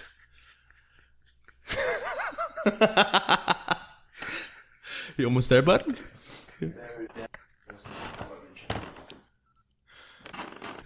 You almost there, bud? I forgot that You do realize that I have to keep stopping it. There. Yeah, but I thought you were Go. like. Did you fucking hear that? What? Oh shit, there's Rewind it. Hear that again. I'm rewinding We it. gotta hear that again.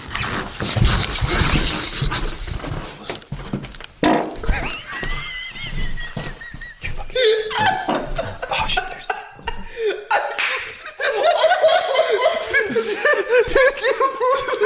We're walking. And I literally stop him. I'm gonna go, wait.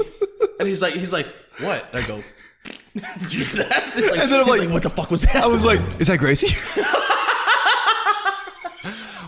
And then he does it. I typed that out because I was hoping that you were gonna like do this or listen to him. So I put Jay and Tyler hear two noises at 4021 just so you would really listen to it. Just so you know, this is the kind of humor you get when you find us at 7:30 in the morning. 7:30 in the morning. What's the next time? So the actual one, you could just go to the next track. Okay, the next. It's 6, so don't go to 5. 5's the Okay. different Wait, one, but- listen. All right, 6. This would be 6. And it's like 20 seconds in. So this was as we were going, we came and got, what did we get? We were switching out batteries in the cameras. Yeah, we went down to switch out batteries. Yep. So we went back upstairs and everything, and then we got back to where we were going up to the attic, and the bells hit him in the face. Yep. So he walks up the stairs, and he's going up the stairs, and I look back just for the heck of it, and then my light reflects off of something in the hallway. Mm-hmm. Like shines back at me for a quick second. And I'm like, what the hell was that? Almost like it was a piece of saran wrap hanging, and my light flash. And then I'm moving my flashlight in all different angles, and I could never recreate whatever that reflection was. And we tried to. So like it's about a minute of us talking about it. So you can play the whole thing if you want, but it's you hear us like what was that? There's a door at the very end of the hallway, and it's held open by a big 30-pound dumbbell. Yeah, dumbbell. And like we try to like see if we can actually like recreate this, and we can't. So it's like 20 seconds in, and then it's about a minute ready. long that we talk about it. So yep, go ahead. No. Like I shined it down right here.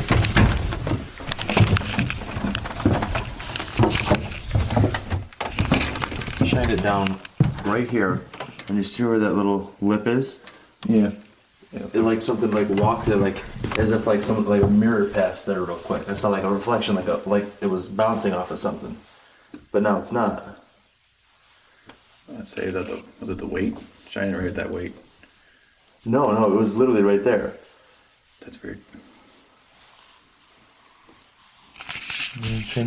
I'm shining around to see if like it reflected off something and then went and then hit that corner. Did you but hear something there? It's not. So whatever. Wind a little bit. There's someone down here. I go, no, it was right there. Wait. No, it was literally right there. That's weird. Did you hear that? It sounded like voice. No, it's not. I'd say was it the weight? Shining right at that weight. And then let it play. No, it was literally right there. That's weird. Did you hear that? I'm shining around to see I didn't if, hear like, anything reflected off there. something and Sorry. Went and then hit It sounded that like corner, but no, like it's not. So whatever. All right. Granted, I can't tell what's your guys' movement. But no, and it's what's not. anything. Yeah. So that goes to about a minute, a minute 23. So I don't know where that you're weight. at. Oh, you playing again? No, it was literally right there. That's weird. I'm shining around to see if like Yeah, it's that reflected off same kind something of humming that I heard in the and then hit background of that corner, first but on that first it's one. not. So whatever. All right. There's someone down here with us? Did you just walk into the room?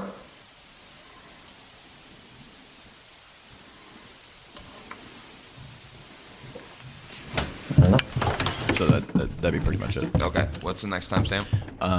So 10:06. Okay. So this was as we're up in the attic. It's not very big, but we were sitting kind of across from each other. I was up against one of the walls. Jay was sitting in a chair across, and having a good time. Having a great time. And this one was, we both hear it. It's 2 really loud taps, pretty loud. Like enough for us to like, the fuck? Yeah. So, yeah, so 10:06. Okay, I got it. All right.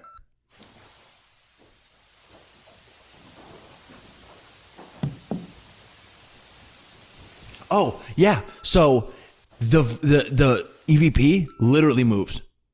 Oh, really? So we had Is that what that one is? Yeah, we Yeah. had it like perpendicular with the stairs. And then I heard that. I turned the flashlight on. Now it's parallel, or vice versa. It was parallel with the stairs, like line.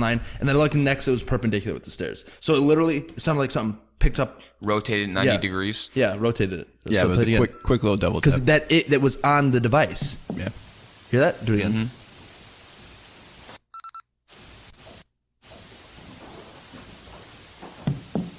It was literally right on. Yeah. And we both are like, what was that? Because we both hear it. No. Yeah. But, All right, so Yeah. what's the next timestamp? That's badass, though. Yeah, it literally moved.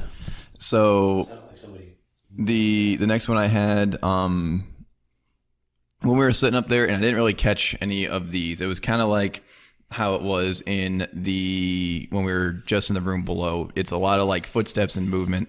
And the only one that I have for this one, I didn't really pick up any of the footsteps before this, but I just have a little clip of us talking about that kind of stuff and all the just noise, because we literally just keep hearing stuff just move, and like people are walking and just like all kinds of stuff as we're sitting up there. So it'd be 12:30.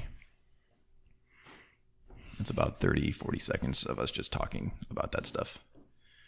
But what we do, we literally keep hearing just stuff the entire time that we're sitting up there.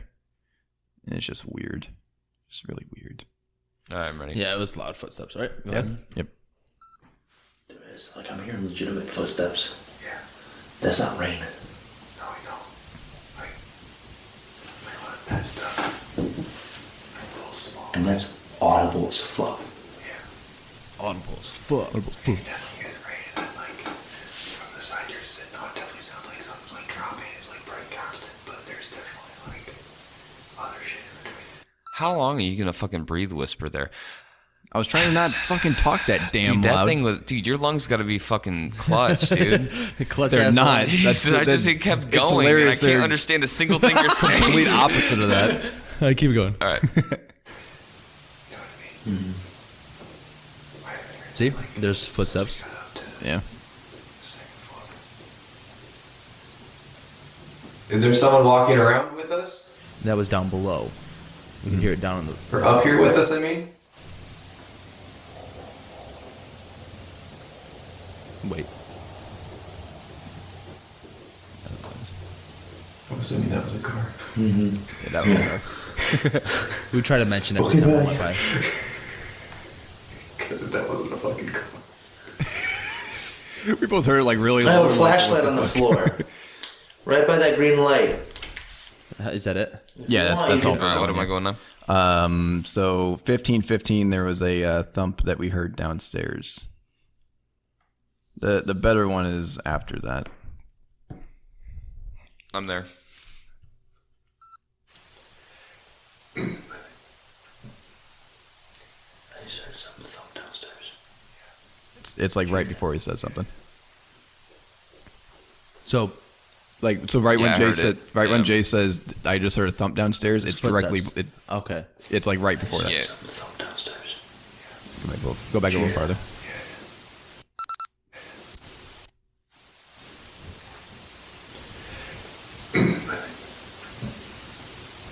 I just heard something thump downstairs. Wait. It was Let that- it play. Let it play. Hang on. Did you hear that? Yeah. There's that one The too. footsteps. Yeah. Definitely hear something. There's like, literally click, footsteps click, the click, click. entire time. Yeah. If you keep it playing through, I don't know what time it's at, but I had 15:29 was just like this constant tapping. That's what the as well. footsteps. Was that That's what the same thing? footsteps Okay. were. Yeah. Yep. All right, now where am I going? So 16:01. 16:01. This is so Jay says I'm hearing voices, and it's directly after that. Downstairs. I'm hearing voices.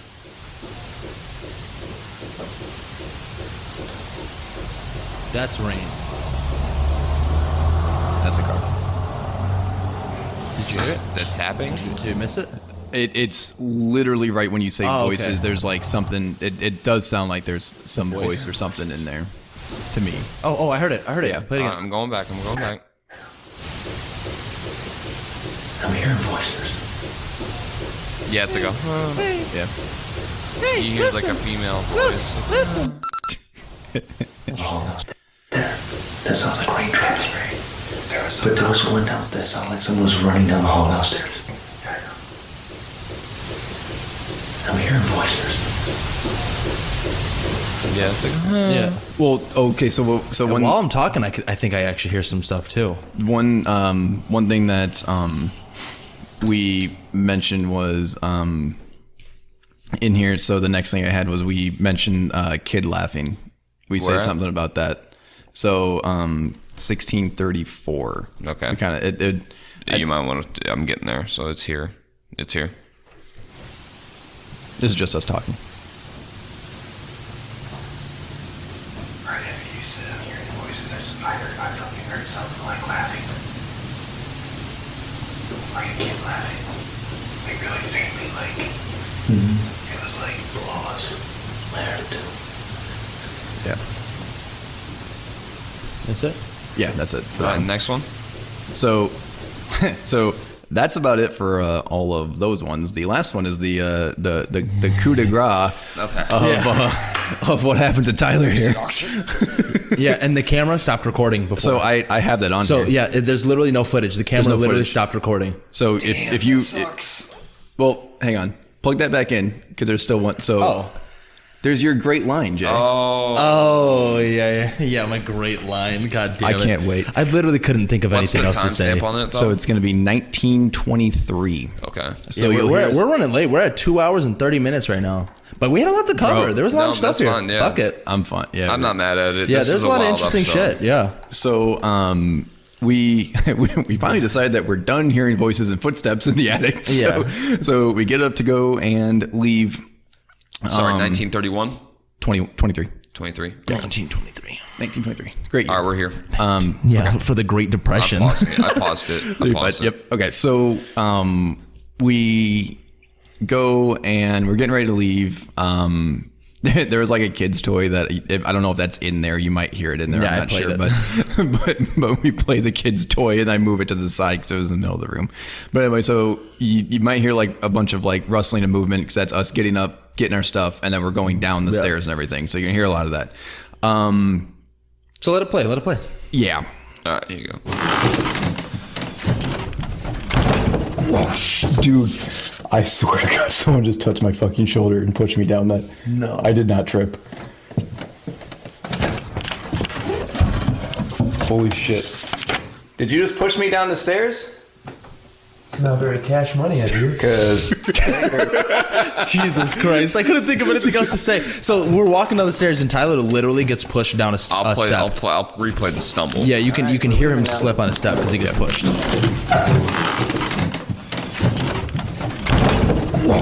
Dude, I swear to God, someone just touched my fucking shoulder and pushed me down that. No. I did not trip. Holy shit. And then I'm you just flustered. push me down the stairs? It's not very cash money, I do. Because I didn't even cash money. This is not very cash money. So I was at a point where in my mind I was like I was gonna say something almost provoking. So in me telling myself not to, the first thing that popped in my head was that wasn't very cash money of you. I legit didn't even hear you say that. Jesus. Maybe because I just got pushed downstairs, but I digress. Yeah. So we are literally leaving, and like first off, those stairs suck. Yeah. We're gonna say that. I mean, they're probably not like a foot wide. Was that the attic stairs or these stairs? Attic stairs. Attic one. So first off, they suck. So yes, I get that they're terrible. But when something like nudges your shoulder, you're gonna slip on those stairs. There's not enough. There's not a lot of room for air on those stairs. I didn't like get pushed and fall down the stairs. Like, I guess let me clarify. Literally a staircase a foot wide. And then the stairs were maybe 4 inches. I would say about those, 6 or 8. Those are 5 or 6 inches. Okay. Yeah. Maybe. Like it goes to the middle of my foot. Yeah, With my exactly. with my heel at the back. Yeah. So they're not very big stairs. And like that was fucking I bet get pushed. My God. But we powered through and we kept going through our investigation. That was so fucking wild. It was pretty cool. I just wish that the camera just stopped working right as we were leaving. You see me put my hand in front to pick it up and dead. Yep. And so there's because I was still holding it and I thought it was still on. I never turned it off. I guess I never really looked at it, but like I had that in my hand. I had the recorder and I'm walking down the stairs and Jay was right at the bottom and I would have caught you, babe. I know you would, boo. Appreciate you. But yeah, Alrighty. Fucking Pretty crazy. Before we my conclude shoulder. this, I want to take the temperature of this fucking room because I'm freezing right now. I'm freezing. I'm gonna grab my thermal. Go for it. Go for it. Well, while you're doing that, I just want to say, I mean, let's conclude it while you're doing that. That's gonna do it for this. He kicked a battery and spun in place. But that's gonna do it for Malvern Manor in Malvern, Iowa. What is it? What's the temperature? It's 60 degrees in here. It's a liar. I mean, it feels like a solid 60 degrees right now. Just chilling It's 60. chilly. It's fucking chilly. But yeah, pretty crazy place. Non-stop wall-to-wall things happening. Literal constant noise the entire time. Voices, like actually hearing voices. I've never really actually heard like that kind of stuff, like kids' laughter and stuff before. Yeah. So that was fucking creepy. So I gotta ask. Yeah. Spiritually occupied, 100%. 150 fucking 1,000% fucking push me down the Okay, so fucking spiritually stairs. occupied. It's God damn fucking it. Tyler almost died Oh my spiritually god! occupied. It's spiritually I agree. fucking occupied. I agree. Holy Very spiritually shit, man. occupied. But yeah, thank you so much, everybody, for coming around for episode 6. Malvern Manor, Malvern, Iowa. This has been a ton of fun, and I hope you guys go check out the YouTube channel because this video is probably going to have some really cool stuff on it. Yep. But other than that, thank you, everybody. Go ahead, and if you like what we do and you want to continue to see what we do, please support us in any way that you can. Go to our social media accounts, Twitter or Instagram, like we said in the beginning, haunting_table, or you can go to our email, send us information of places we can go that you might be able to get us into to do an investigation, thehauntingtable@gmail.com. That's thehauntingtable@gmail.com. Send us information about places we can go, or if you have any input or ideas or complaints or anything about the podcast in general.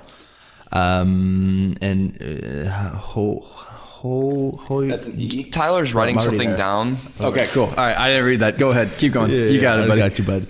But, anyway, where was I? Yeah, so thehauntingtable@gmail.com. Send us information about the podcast, any ideas, complaints, or input that you have for what we can do moving forward. So yeah, thank you so much. But we have a couple people that we do want to thank. We want to thank, of course, the Malvern Manor. Head over to themalvernmanor.com. You can go there. You can book stays here where you can come and you can do an investigation of your own. You can stay here for an entire week. They've got, bathrooms and stuff like that, places for you to sleep. It's pretty creepy. If I had the time to do it, we would do it. We would definitely 100%. stay here for a week. There's so much to be done here. And yeah, just go there, support them, check out their information. They got a pretty cool website. Of course, secondly, I want to thank a huge thank you to Daryl. Thank you so much for coming by, helping us do this investigation. We want to give a little plug to him. It's twitch.tv/whoopshoe. That's WHOOPSYOU. He's a Twitch streamer, and he streams every day during the week. Tuesday through Friday, as he yells from across the room, Tuesday through Friday. Go ahead, go over there and support him. That's an easy way to do it. You can drop him a follow. It's free, and you get to see him be a goofball. And then half the time, you'll see us playing video games with him too. So yeah, we'll probably be on there more than likely. Yeah, you'll see us on there. So go ahead and check him out. Thank you so much for helping us out. And he drove his dad van here. That helped us a ton. That sexy, sexy dad van you got, boss. And then, of course, a huge motherfucking thank you to Heidi in Sterling, Illinois, who donated a whopping $100 to the Haunting Table. She didn't leave a note, but she did say in a message, she said, "Stay safe." So she sent that money over and said, "Stay safe." So thank you so much. Yes. Heidi, Thank you. our executive producer for episode number 6. Yep. Thank you so much, Heidi. We appreciate you. Other than that, do you guys have anything else you want to conclude with? You want to leave off on anything particular? The only thing would be along with our social media would be Patreon. So we got that up and going. Like officially just recently. That would be patreon.com/haunting_table. Different tiers. You can go ahead, pick whichever one you like the most. We'll give you some free stuff in return. What are the 3 tiers? So the names of them. He was going to do that. The names of them. So we got the actually I think there's Hunter. I think there's 4. Really? So I think I have a Ghost Boy one in the beginning. So I think it's Ghost Boy. I believe so. I think I'll have to check. Either way, but there's also the Ghost Hunter, the Ghost Buster, and the Ghost Nutter. Yeah. Top dog. Yep. Top dog is Ghost Nutter. So go ahead, head on over there, see what you like.